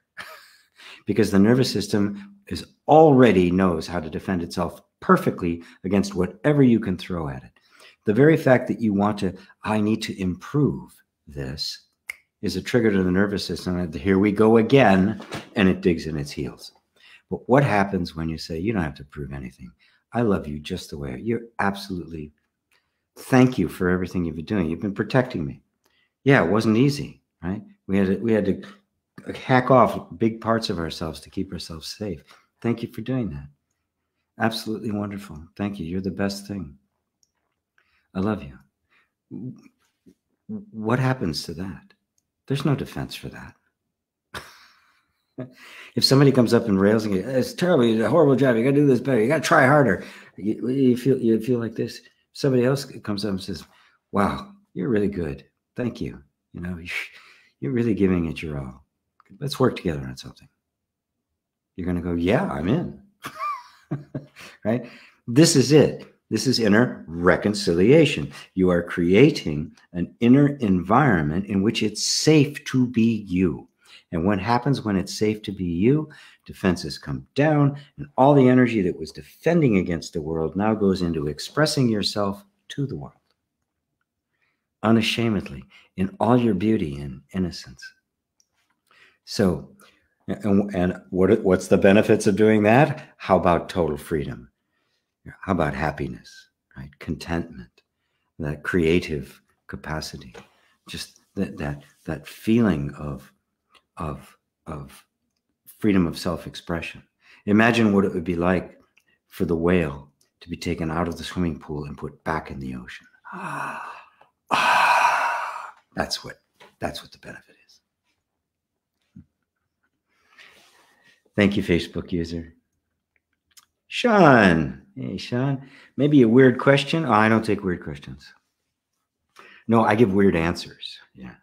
But if suffering is ultimately an illusion created by resistance to the now by the ego, then is the experience of happiness by the body's perception an illusion as well?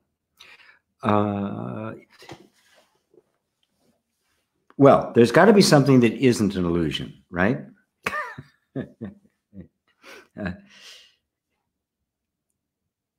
Suffering, okay, if we don't attach an expectation to this moment, that is, we have no resistance to this moment the way it is, I will not have any artificial feelings about this moment.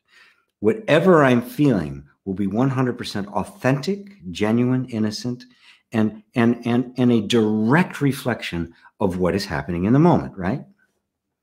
That's not an illusion, is it? Right? That is experience. That's happiness.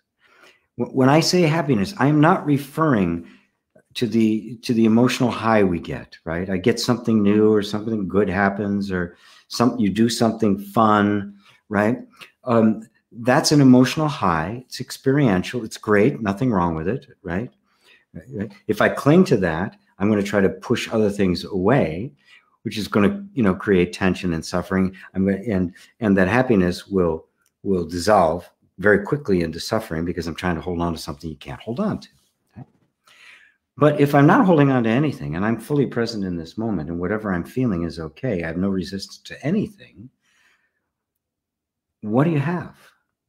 Equanimity, contentment. That's real happiness. And if you take away everything that's artificial, what's left is not an illusion, is it? You may see the mirage in the desert, but the desert's there. Take away the mirage, the desert's still there, right? And your experiencing of it is still there. Remember, the illusion is a misinterpretation of experience. You're not seeing things as they actually are. But in order for there even to be an illusion, there has to be something there that isn't an illusion. There's got to be an actual point of cognition, something real, something that is. Even if the entire thing it's experienced is a total delusion, a total hallucination, there must be something there real.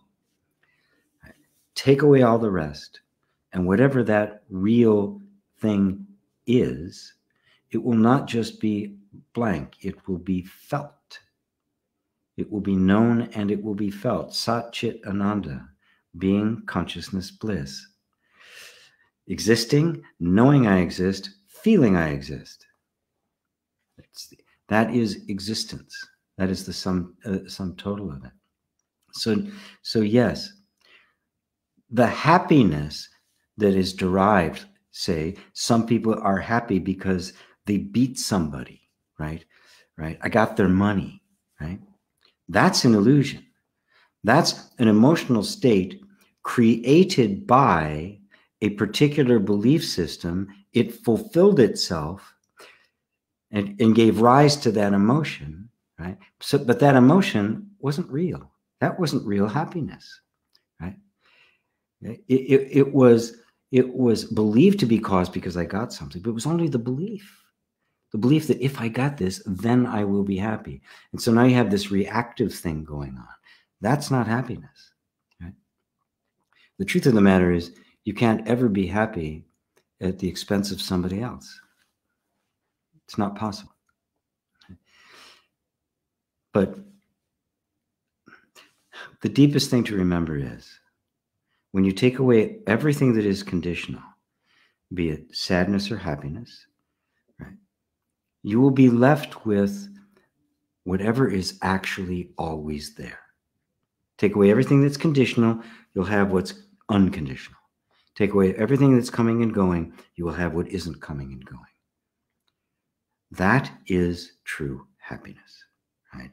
And it is incapable of suffering. But it's not an emotional up and down. We can't measure it the way we normally measure happiness in contrast to misery, right? Right? That's on that. It's really a different word: contentment, equanimity, peace, stillness, ananda.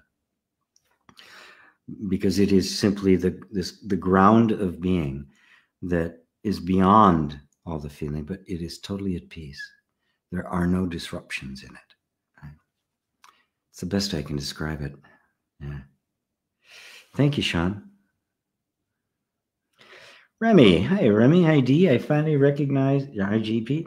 I finally recognized the conclusion you came to when we talked about business. I realized that I have to be a person I haven't built myself to be. I have to leave the car for the boat now. I'm not so sure I want to do it. Is there a way to be a spiritual person who's more faith and ritual based than the scientific thinking ego side of business? Of course there is, my friend. Of course. Matter of fact, just by asking the question, indicating a desire to do so, has already fulfilled the request, right? Yes, it is a much deeper place to get to realize that we really want to walk more by faith and by spiritual insight than by just, following all the rules of business and making something happen. We can see what's happened to that, and it's crumbling. And several groups and organizations that I myself are part of that are really trying very hard to bring love and spirituality and reconciliation into the workplace, because it's become such a miserable place for everybody. It is no longer serving humanity's needs, and people at all levels of management in companies recognize it, right? That way doesn't work anymore. Never really did, except to make money. But it doesn't work for human beings. There's nothing humane about it. So your desire to live and to live more by faith, right? And faith in what? Well, faith in the ultimate goodness of life, the ultimate benevolence of the universe, the ultimate power of truth over falsity, the power of love over hatred and indifference. And you live that by emulating it in your life, right? You return goodness for condemnation, blessing for cursing, right? You live it, right? Everything that Christ said to do it. Don't be a Christian. Actually follow what Christ had to say and do it. Love your enemies, right? Bless those that curse you. Blessed are the meek. They will inherit the earth. And you'll find whatever particular scientific or strategic skill you need to acquire along the way, it'll come. But it will come as a result of your spiritual transcendency. And it will be virtually effortless. Thank you, Remy. Beautiful. Hi, Sifu. Hi, Penny. Andrew, does thought create the thinker? The thinker is a thought, isn't it? When we use the word thinker, you've got to conceptualize. You've got a concept of somebody thinking, right?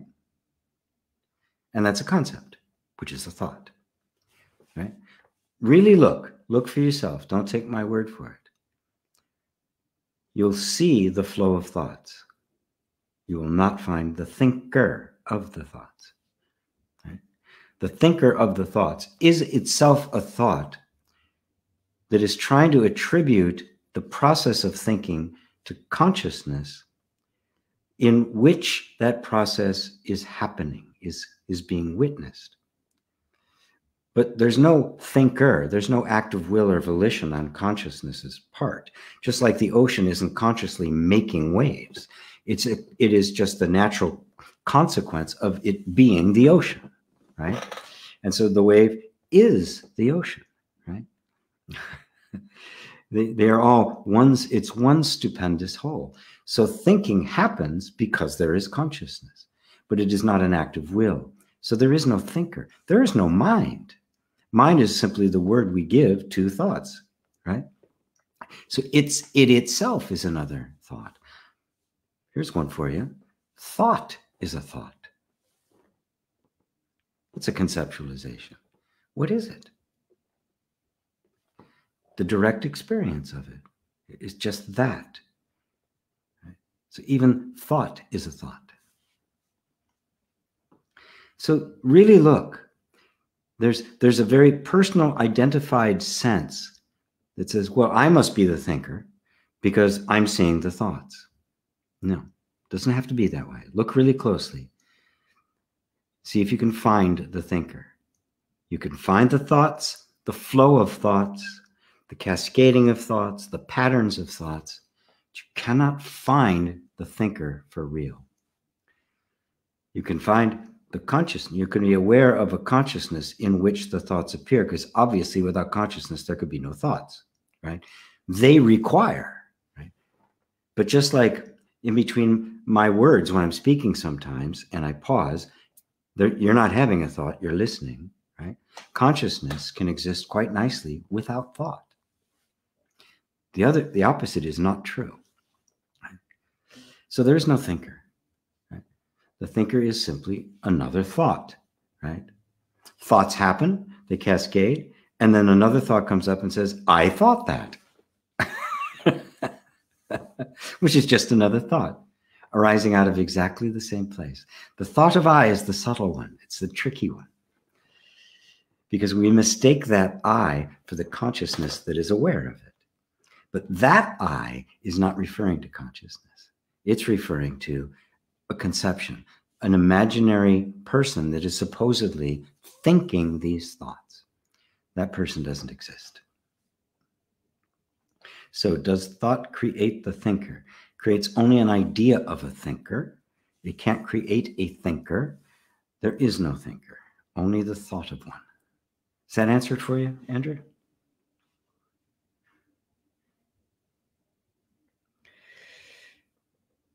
Oh, this must be what Anne was referring to, because you guys had an inner reconciliation. Penny saying, thank you much, Audrey and Ava, for insightful practice meeting today.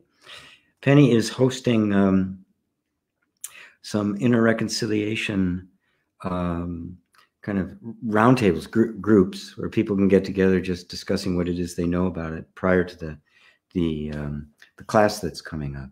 I think maybe that's what Anne was talking about. I guess she didn't have the thing for it. This is being done separately from me. I'm not emailing about it. Penny's taking care of that all herself. I've got enough to do. I can't keep track of all of them.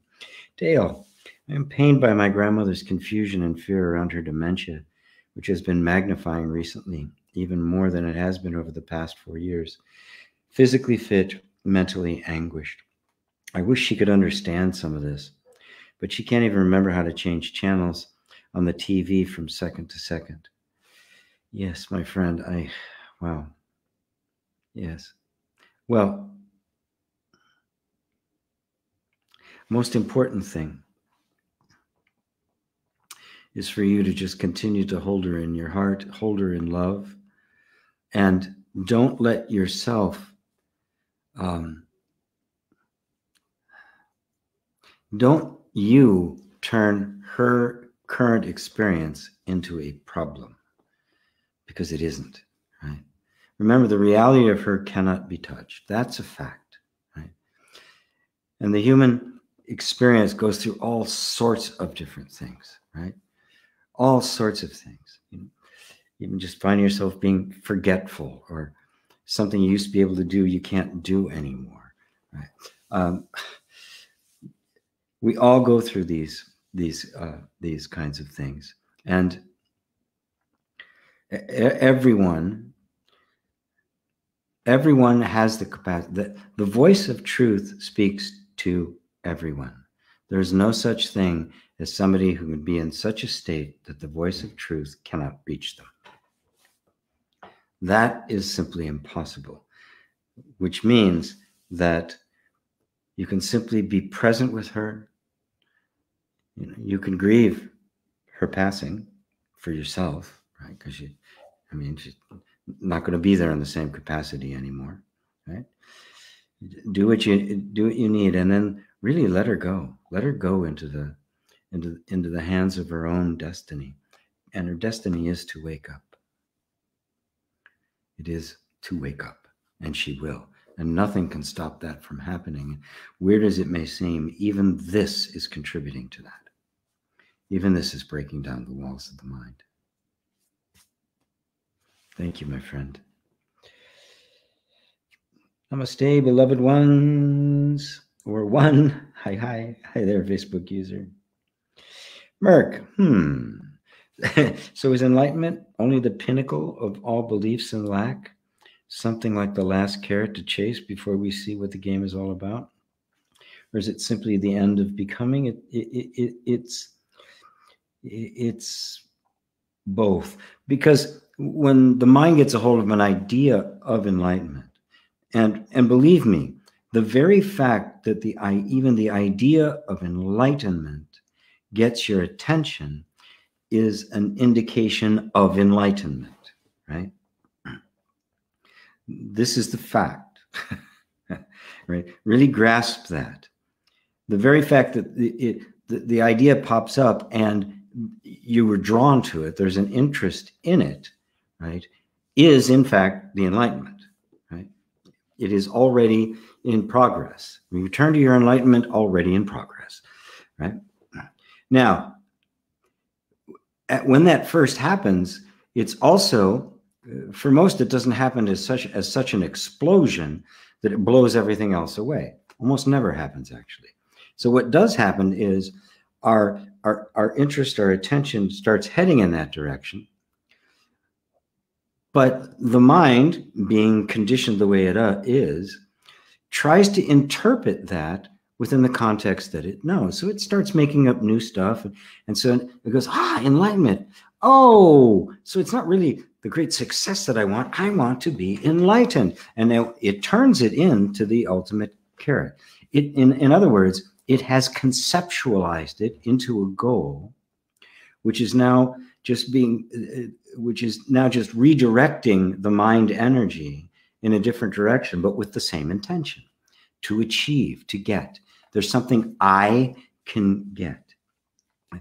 The idea of it already being you, right? No. Yeah. Oh yeah, I get that. All right. So I'm going to strive for it on and on. And this is just the nature of the mind. And little by little, we see through that. Right? But that's not what it is, right? That there is no reward. There's no pot of gold at the end of the rainbow. In fact, there's no rainbow, right? That this is an inner realization. And so attention turns more and more and more towards what is. And then even the word enlightenment becomes unimportant. In fact, I'll do exercises where I actually put that aside. So does Muji in the invitation. Even the desire for enlightenment, just put it aside and be totally empty. Right? Anything that projects anything into the future, right? Put it aside. Even the desire for enlightenment, the highest aspiration a human being can have. Okay? So it is the end of becoming, but as that unfolds to us, it will be experienced first as the mind kind of appropriating non-dual language, but keeping its basic point of view and its basic motivation. But as it deepens and our sincerity grows, that begins to fall away, and more attention just is is striving to focus on what simply is. How do I really empty myself? Oh, what a powerful question. Oh, I want to be enlightened. Well, okay. Let's just put even that aside. What's left? If even the desire for enlightenment isn't there, what's left? I'm still here. Okay, that's something. My past, my memories, even this, all the unhealed traumas I have, I just put them aside for a second. It doesn't matter whether they're healed or not. Just be right here, right now. I'm still here. All my ambitions, all my self-concepts. I'm still here. What's still here? Now you're there. That's the threshold. That's the place. What is still here? Right? And that's what is, isn't it? Is you've removed everything else. You've removed everything that isn't or transient or impermanent, that was or could be. You've removed all the thoughts, ideas, and ambitions, and you're still here. As what? As what? Now, the question, who am I, is asked in a very different way, isn't it? It's not to get anything. What's there to get? I'm already here. I've been here the whole time. Right? Even a very subtle one, and that is, what's next? What's this going to do? Even put that aside. No next. You're done. That's it. Now you can feel how disorienting that is for the mind, because there's no place there for the mind. There's no place for it to stick a stake in the ground. It's like it has no room to move there. It's pure emptiness, and you are still there. As what? It's nothing to do with the pursuing of enlightenment, does it? That's just another nice thought. Okay, I'm not doing that's gone. I'm still here. Thanks, Merrick. Hope that helps. Sue in South Africa. Hello, Sue. Brooke. Hello, Brooke. Looks like a new name. I just saw Francis King quoting from Crosby, Stills and Nash. What a great song, too. Teach your children well. Oh, what a great song. Brooke, what determines our physical appearance? Is our physical appearance determined by our beliefs, genetics?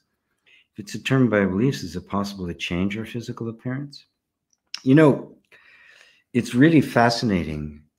People who have, people who are studied who have real multiple personality disorder, right, which is so severe that a personality, they become so fragmented. We're all fragmented. We're all multiple personalities.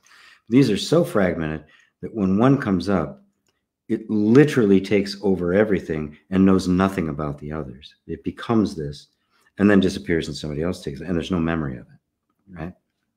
In those conditions, they literally change. Eye color has changed. I actually saw this. A friend of mine a long time ago who was dating a man, and she found out later that he had. It was kind of weird. It was very charming and nice, and then this other guy showed up, and it was him. He was so different, right? She eventually realized what was going on and got out of it. But she showed me 2 pictures of the guy. You would not believe they were the same guy.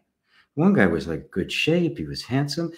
Other guy was like homely. He had a pot belly. It was like, what? I mean, it was that dramatic, right? Now, so yes, we really do not understand the relationship between mind and body, between thought and the expression of thought. To me, there is nothing but the expression of the underlying energy. The body is not a physical thing. The genetics is an idea. Even in even in the world of neuroplasticity and in the studies done on trauma, the DNA is not a determinant. You could think of it as the sum of all possibilities. But what makes something happen and something not happen is completely determined on the environment, and how that environment is sustained over time. So that if I am open and free, the likelihood of me being sick is dramatically less. Even if all of the genetic markers are there, they are not activated because of the inner state of the individual. And if they are there, and a particular state exists, like anxiety or trauma, they do get activated. This is not pseudoscience. This is the real stuff, the real studies. This is documented. It's ignored by most medical schools, which are still very much reductionist in nature and driven a lot by the drug companies. So, but here's what I would caution you about. Because some people think, okay, I want to change myself. I want to change my appearance to have better physical appearance, right? A natural desire for us all. But if that's the desire, you're going to end up being in a fight with yourself. What I say is, forget whether you're doing that and focus your attention on the inner state of harmony, peace, love, and beauty. That is the most beautiful and most appealing. And eventually that will seep out and manifest itself in the physical form. Even sometimes the physical form doesn't change that much, but it emanates, it radiates a glow about it. I remember once doing an EFT session. I was doing EFT for combat veterans with severe PTSD. Very successful. It was really helpful to them. And I had one little open space where there was nobody there. I spent a weekend, I just one guy after another. And so one of the staff psychologists wanted to come in and experience EFT. So she came in. She was very tight, right? Very straight-laced, right? Nice woman, right? And just kind of sitting there. And so we started tapping together. I don't even remember what the subject was about, but there was just, something in her was really holding on, was, distant. Even though she was a therapist, she was distant. There was this wall. And as we were just tapping through that, the wall started to come down. And her whole disposition shifted. Her whole body relaxed.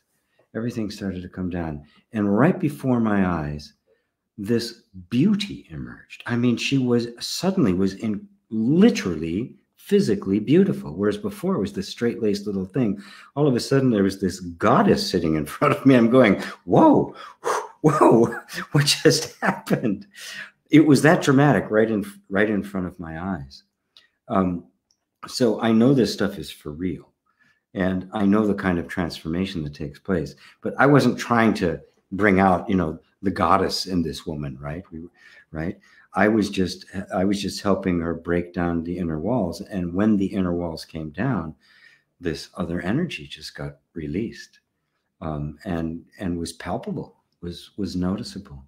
So, that's the long answer, right? For the short answer being, it is, but don't ever make the intention. Never make your intention the shift, the thing out here, the manifestation. It's putting the cart before the horse. It's trying to build a mountain without making the tectonic plagues that are going to push it up. You've got to go to where the source is, and don't pay any attention about how it manifests. If we think there's a certain way we want it to manifest, we will unconsciously be trying to manipulate the process. It won't be true. Therefore, it won't be felt as safe, and the nervous system will resist it. And you won't get anywhere, right? Let go of everything you think you wanted, and instead make the entire ambition to know yourself as you really are. And that will take care of the rest. Very good. Jay, last night my wife took our oldest son outside and spent a little time, a bit of time. My mama had to go to bed as she had to bring him inside so she could bring the baby and our oldest to bed and get the bedtime routine going. After coming back inside a couple of minutes after he started crying uncontrollably.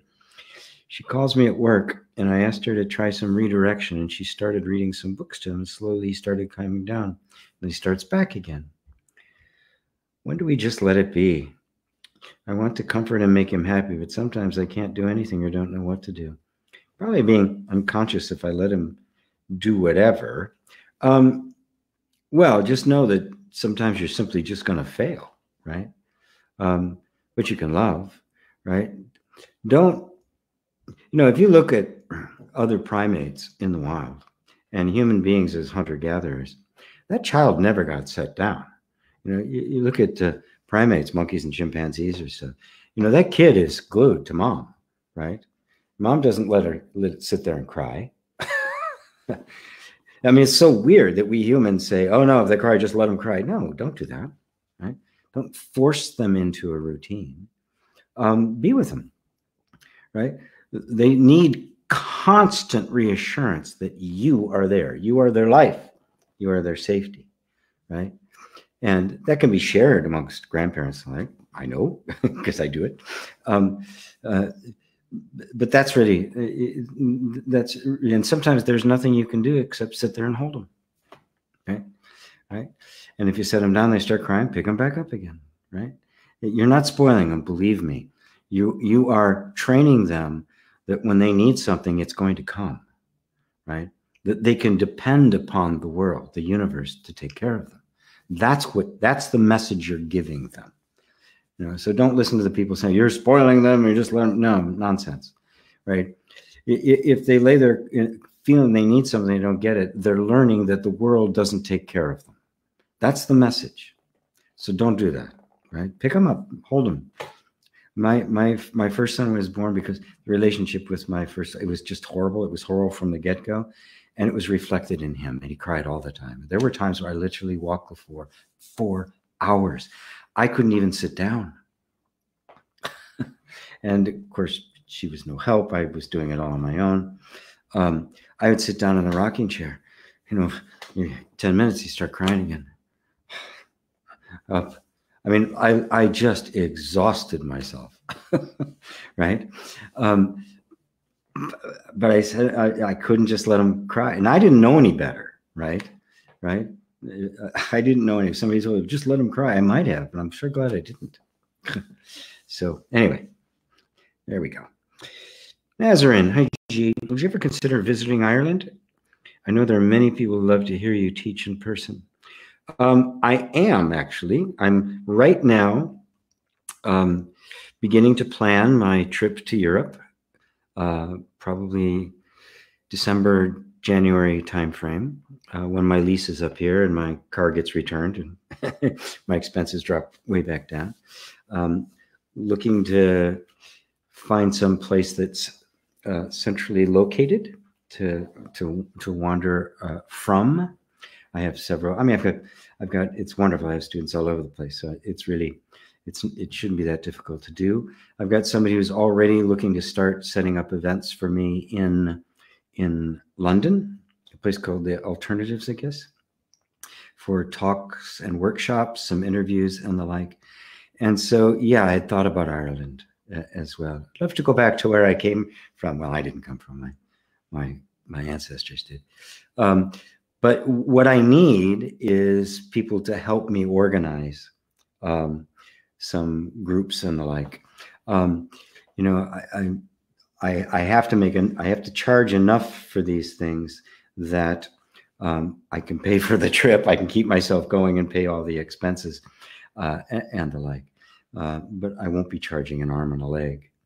So especially if you can put on something in somebody's house, so we don't have to rent a venue and stuff like that. So anybody in any of these places who can help just organize so we can get a group together. We can get a group together, I'll come, right? Yeah, for absolute sure. That's my intention, is to simply wander around Europe, giving talks and workshops and the like. And wherever I happen to be is where weekly satsang is going to take place, and whatever time zone I happens to be in, that's I will be accommodating everybody as best I can. So it looks like, well, some of Europe is open, right? It's opening up. 2022 is opening up in terms of the whole COVID thing. Places, I think. So I think next year that possibility is going to be quite real, and I'm really looking forward to it. I'm really looking forward to it. I wanted to go there for quite a while, since the last time I was there, which was 2016. Yeah, 5 years ago. 5 years ago is the last time I was there. So, hey, Peter, good to see you. Good to see you. There's Anja in Germany. Oh, another one I have in Germany. I've got many people in Germany. So great, so great. I think that's my first stop, actually. Will be Germanic. I know it is. Yeah, that's the place. That's where I'm going to be starting and branching out from. Merck, have you heard about newer therapy modalities like IPF and IFS? I've heard of. I hadn't heard of ideal parent figure, but I have heard of the internal family systems. And I think Gabor Mate speaks of it. He finds it to be very helpful. It sounds like a step in the right direction for psychology to me. No experience, though. It is. All of it is. The risk of sounding like I'm tooting my own horn, when I hear somebody like Gabor Mate speaking, it's like, yes. That experience I had 50 years ago, which just kind of compounded and developed over time, revealed exactly that. Now, for me, it came through grace. I don't have any credentials. I studied stuff because I wanted to learn it. Never went to school for it. But when you say it's in the right direction, it absolutely is, because it's moving out of trying to manipulate people into getting better, into an acknowledgement of what happened. I mean, it wasn't all that long ago that there was no acknowledgement of your conditioning. It was just you. Our legal system is based on that. Our whole legal system and economic system is based on, no, it's all your choice, right? And therefore you deserve, that's your choice, bad choice, you get punished. The idea that it's not really, right? That there's this incredibly complex thing going on and we're not really choosing. Boy, it just, it breaks the entire system to pieces. But that's exactly what's happening, right? It doesn't make us irresponsible. I mean, we still have to deal with what we have to deal with, right? Obviously. But it completely shifts it, one from just this personal responsibility and I have to fix myself, to the discovery of an inherent innocence that hasn't been touched by this, and you're not the problem, but the identification with conditioning is.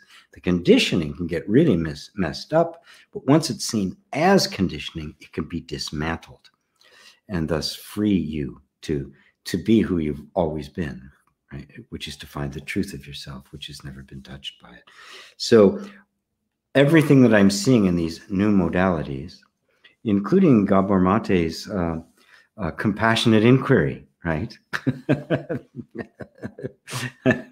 is completely, what I see is that the spiritual self-inquiry, the depth of the spiritual reality is permeating and appearing in all of these forms, leavening them, transforming them, until eventually it's going to explode and create a whole new world. It is signs that there's much more going on than just the chaos and nonsense we see going on in the world. There's an underlying energy that is forcing all this nasty stuff to the surface because its days are numbered. Let's see. Boy, not that many left. Okay. Just had a call and one of my best friends might have died. Jeez. Okay, time to sit with this and not run away. Neither inside nor outside. Waiting for info, but this time I won't run from what is. but feel it with no resistance. Thank you for your guidance, beloved G. Thank you. Oh, so beautiful. So beautiful. Yes. The willingness to be with life as it is. This is true happiness, right? Including the grief, right? And normally we want to run away. We want to make stuff up, but we don't have to. And when we don't, we discover exactly how powerful we really are. Thank you, Jonas. Francis, there are no objects. How can there be a body? The body isn't an object. Right? There's not a concrete reality of an object, right? Obviously this is an object, right? It's a form. But and we deal with objects all the time. We're dealing with forms all the time, right? But what is the form? If we think of it as a concrete thing with inherent characteristics, we've turned it into a fixed object.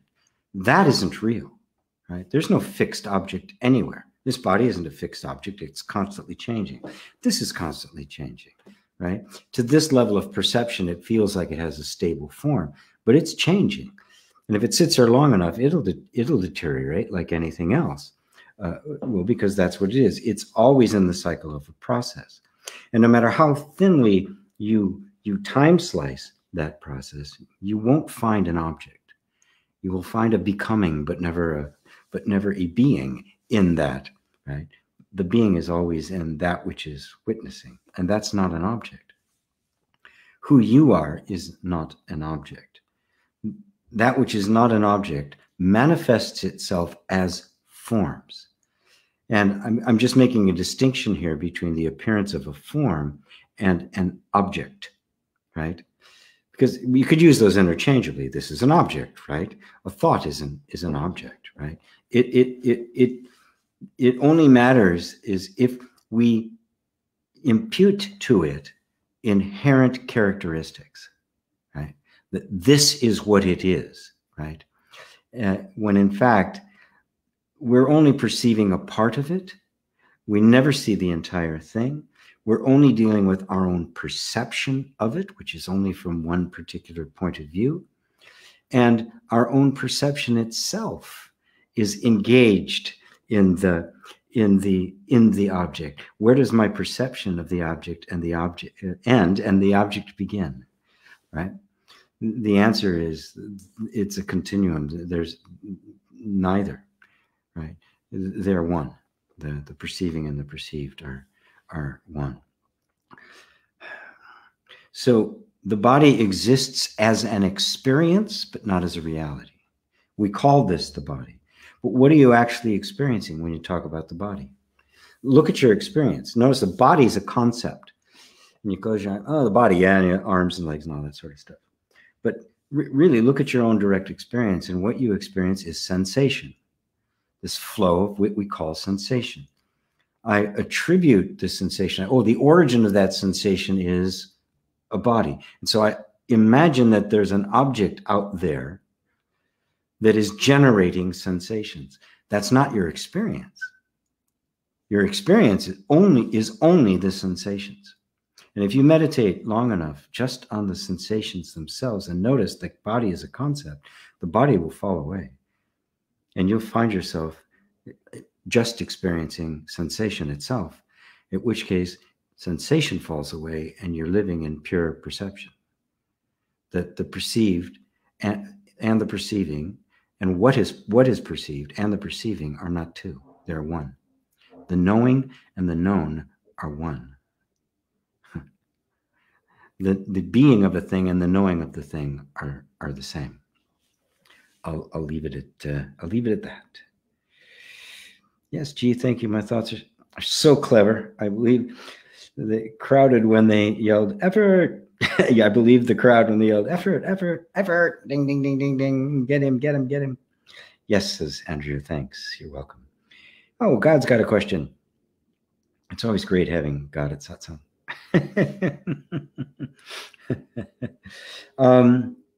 I'm a 38-year-old male, depressed, addicted to weed, jobless, frustrated, not exercising, loser, who never made it in life. Question, I want to feel like Jason Bourne 24/7. How? I bet Jason Bourne is in constant Atman consciousness 24/7. Now, remember Jason Bourne. Remember Jason Bourne didn't exist. He was miserable. He had no self. There was no self there. He was completely, everything he had to do was dictated to him, right? The whole movie series was about somebody coming into himself, right? Because he wasn't himself. It's a useful metaphor for all of us. Of course, it's the hero thing. He's going to beat people up and all that because he's got to do that, right? Yeah, got to do that. So the first thing to do is to stop referring to yourself as a 38-year-old male, depressed, addicted to weed, and all that sort of stuff. These are all labels you put on yourself, right? At the heart of it is an emotional trauma you experienced as a child. I can guarantee you, everything you're experiencing is the result of the way you were treated in childhood that completely shut down your ability to know your own feelings, to know what you love, to know what you care about, to feel animated and alive. But they're not dead. That you that does know what it wants is not dead. And at this point, the only way it has of expressing itself is that it can identify this Jason Bourne character as a life that feels it does have meaning. But what is in you that is looking at that and wanting to reach for that is the real you that got suppressed and in its place got layered over with all this other stuff. Addictions and frustrations and the whole of it.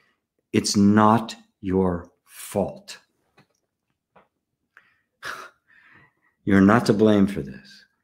This happened to you, and the trauma was severe enough that the only way you could deal with it, the only way your nervous system could deal with it and keep you alive was to shut all this stuff down. It was a strategy. And it was a strategy that worked at the time. It was an adaptation, right? The organism had to make an adaptation to an environment that was hostile to it. And so and it made a successful adaptation because all it was trying to do was survive. And it did. But that adaptation that successfully kept you alive then is successfully inhibiting that life now. It is keeping you from being that. Note that desire to the Jason Bourne figure is something inside of you that's really calling you back to you. That Jason Bourne figure is in you, the real you, free, virile, strong, with conviction, with confidence, right? That's right. That's the real you, right? It's in there. It's covered over. We want to just pull off everything that isn't you, and you won't have to become that. You'll find that you already are. But my dear friend, it's not your fault, right? This is the way back. I'm showing you the way back, right? Let go of all these labels you put on yourself, right? All they do is try to blame you for what was not your fault or not your doing. So throw all of those away. Don't think of yourself in those terms. And instead, just be willing to be present for a while with what you're feeling. I mean, addiction is simply to not feel. I don't want to feel this, right? And if I'm on weed, then I'm not feeling that. That's all it is, right? It's not even a problem. It's a solution, but it's a temporary solution. It's one that doesn't give you a long-term result. Depression is that. Depression is the nervous system. It's completely shut down. It doesn't want you to feel because it was dangerous to feel at one time. So trust me, it's not dangerous to feel anymore, right? Because all the elements that were going to condemn you for what you felt and express to the world aren't there anymore, right? So now it's just you. So can you be willing to give a little time just for you? To just, what am I feeling right now? Before you pick up that weed and smoke it, just sit with yourself for a while. What is it that I don't want to feel right now? Right? That I really want to grab for that. Right? And then let yourself be with that feeling, however uncomfortable it is, for some amount of time. Set a clock, 10 minutes, 15 minutes, right? And then at the end of that, if you still feel like having the weed, have it, right? I'm no condemner of any of that stuff. You'll also might find EFT. I've got a bunch of free EFT videos. I do some courses on it as well. It can be very helpful for that as well. But don't set your objective to be free from weed and not be. Don't define your objective for life in terms of all the stuff you want to get rid of. Define it in terms of the direct and deepest desire. I want to find myself. I want to recover that enthusiasm for life that I had as a child, even though I barely remember it. I see other children, they have it. Okay, I was one of them once. I must have had that at one time. I want to recover that. Something tells me it's not completely gone. That becomes the motivation, and it will clear away the rest. Beautiful. Thank you, God. Thank you, God, for you. The unmanifest. Oh boy. All these questions at the end. It's already two and a half hours. Amazing satsang today, G. Thank you. Alum, you're welcome. Please confirm if you agree. Normies live as personal identity 24/7. Stream enterer. Lives as personal identity but broke out of the dream once and can do it again. Arhat lives as natural self but still has personal identities floating around. Buddha lives as natural self and purified of any personal identities. Please confirm if you agree. Oh, they're in here again. I got it. Generally, first up, you don't have to be really specific about each, the once returner and the no returner. Buddha was very good and adept at making teachings happen for people in very specific ways at very specific times, right? If you are aware that it is a dream, and your desire is to be free of the dream, you've entered the path. You are on the road, right? How many returns you need? You won't need many, right? You can do it in one life, right? So that makes you a non-returner or a once returner, right? But even that is part of the dream. The Arhat seeks enlightenment to be free of all of that. And the Arhat, in realizing that, they want to simply enter into nirvana. In contradistinction, that is the hero of the Vinayana, the lesser vehicle. The greater vehicle, the Mahayana, the hero is the Bodhisattva, who seeks enlightenment for the benefit of all beings. It's even beyond my own desire for me. It's transcended that. It has gone beyond all personal desire, and it is of the bodhisattvas that the Buddhas are born. The final step in the path of the bodhisattva is Buddhahood. Buddha himself said he spent 500 lives as a bodhisattva in the service of Buddhas, right? Of course, he uses these words. He wasn't pointing to actual numbers, right? He was trying to drive home the point that lose yourself, even the desire for enlightenment, lose that to the desire to know yourself as you are and know everyone else as they are simultaneously. This is what Christ meant when he said, love your neighbor as yourself. Right? And what Buddha meant when he said a very unusual thing, he said, when I attained Anatura Samyak Sambodhi, that is the great unparalleled enlightenment, Simultaneously, all beings attained the great unparalleled enlightenment. It was a recognition of the enlightened one, which is what Buddha means. Not one who is enlightened, but the enlightened one. It was a recognition of this pure oneness. So nirvana wasn't an escape. It was nirvana and samsara are simply two sides of the same thing, and the ultimate is transcendent of all of us. That's Buddhahood. How's that on Manifest? Thank you for that question. Oh, how many you got here?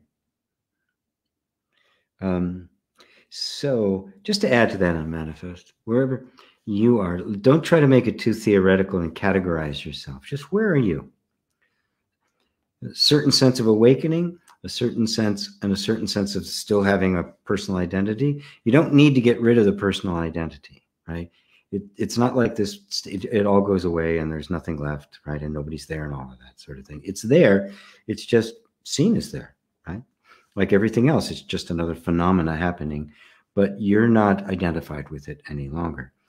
Just make it like that, so that you don't try to put yourself into a category, but you see yourself as unique, right? In your experience being unique. And all of these things kind of just give you a range to help you on the path, and nothing more. Ava, thank you. You're welcome, Ava. Tom, G, do you have any broad advice for post-awakening? This is my last question for today. How to help the process of our habitual sense of control dissolving. Thank you. I designed inner reconciliation to be both pre-awakening practice to get you there, and a post-awakening practice, what to do afterwards. They're the same thing: allowing, inviting, and integrating. This is what's happening. To allow, right? People can have an enormous awakening and still be in conflict with their nervous system, with their conditioning, right? And now they think somehow the idea is, I got to get rid of all of this, right? Which creates more conflict, right? And that's a big mistake, right? So the very kind of process that allows you to be with your feelings, that lead up to the point where you can have a deep insight into your true nature, a deep enlightenment, is exactly the same process that allows that insight to settle in, to take root, and to integrate itself into the whole rest of your system, to actually colonize until the whole nervous system is now conforming itself to the true sense of identity, the true sense of who you are that is now emerged and making itself known. So it's inner reconciliation. That's what I could say. That's why I designed it. that's the whole point of it, is to free you from all the concepts of what's supposed to be going on, what you're supposed to be doing, and how it's supposed to look, so you don't get caught in any of the traps that you can, that everyone very well could, unless that enlightenment experience was the final one, the ultimate, in which case there's no more being caught. So thank you for that question, Tom. I hope my more brief answer was adequate. That's it for today, folks. Lovely, lovely, lovely, lovely. Thank you all for coming. Those of you who are interested, let me put it up here one more time. This is the intensive I'm going to be doing about inner reconciliation, teaching the entire process, boiling down to basically inviting or allowing, inquiring, learning how to actually work with and reconcile with with all the different energies within us, and then finally how it integrates itself and really does take over every aspect of your life, leading up to an awakening and after the awakening, and series of them as well, until that final curtain does drop. So I hope some of you will join me there. So in the meantime, I love you all. Namaste.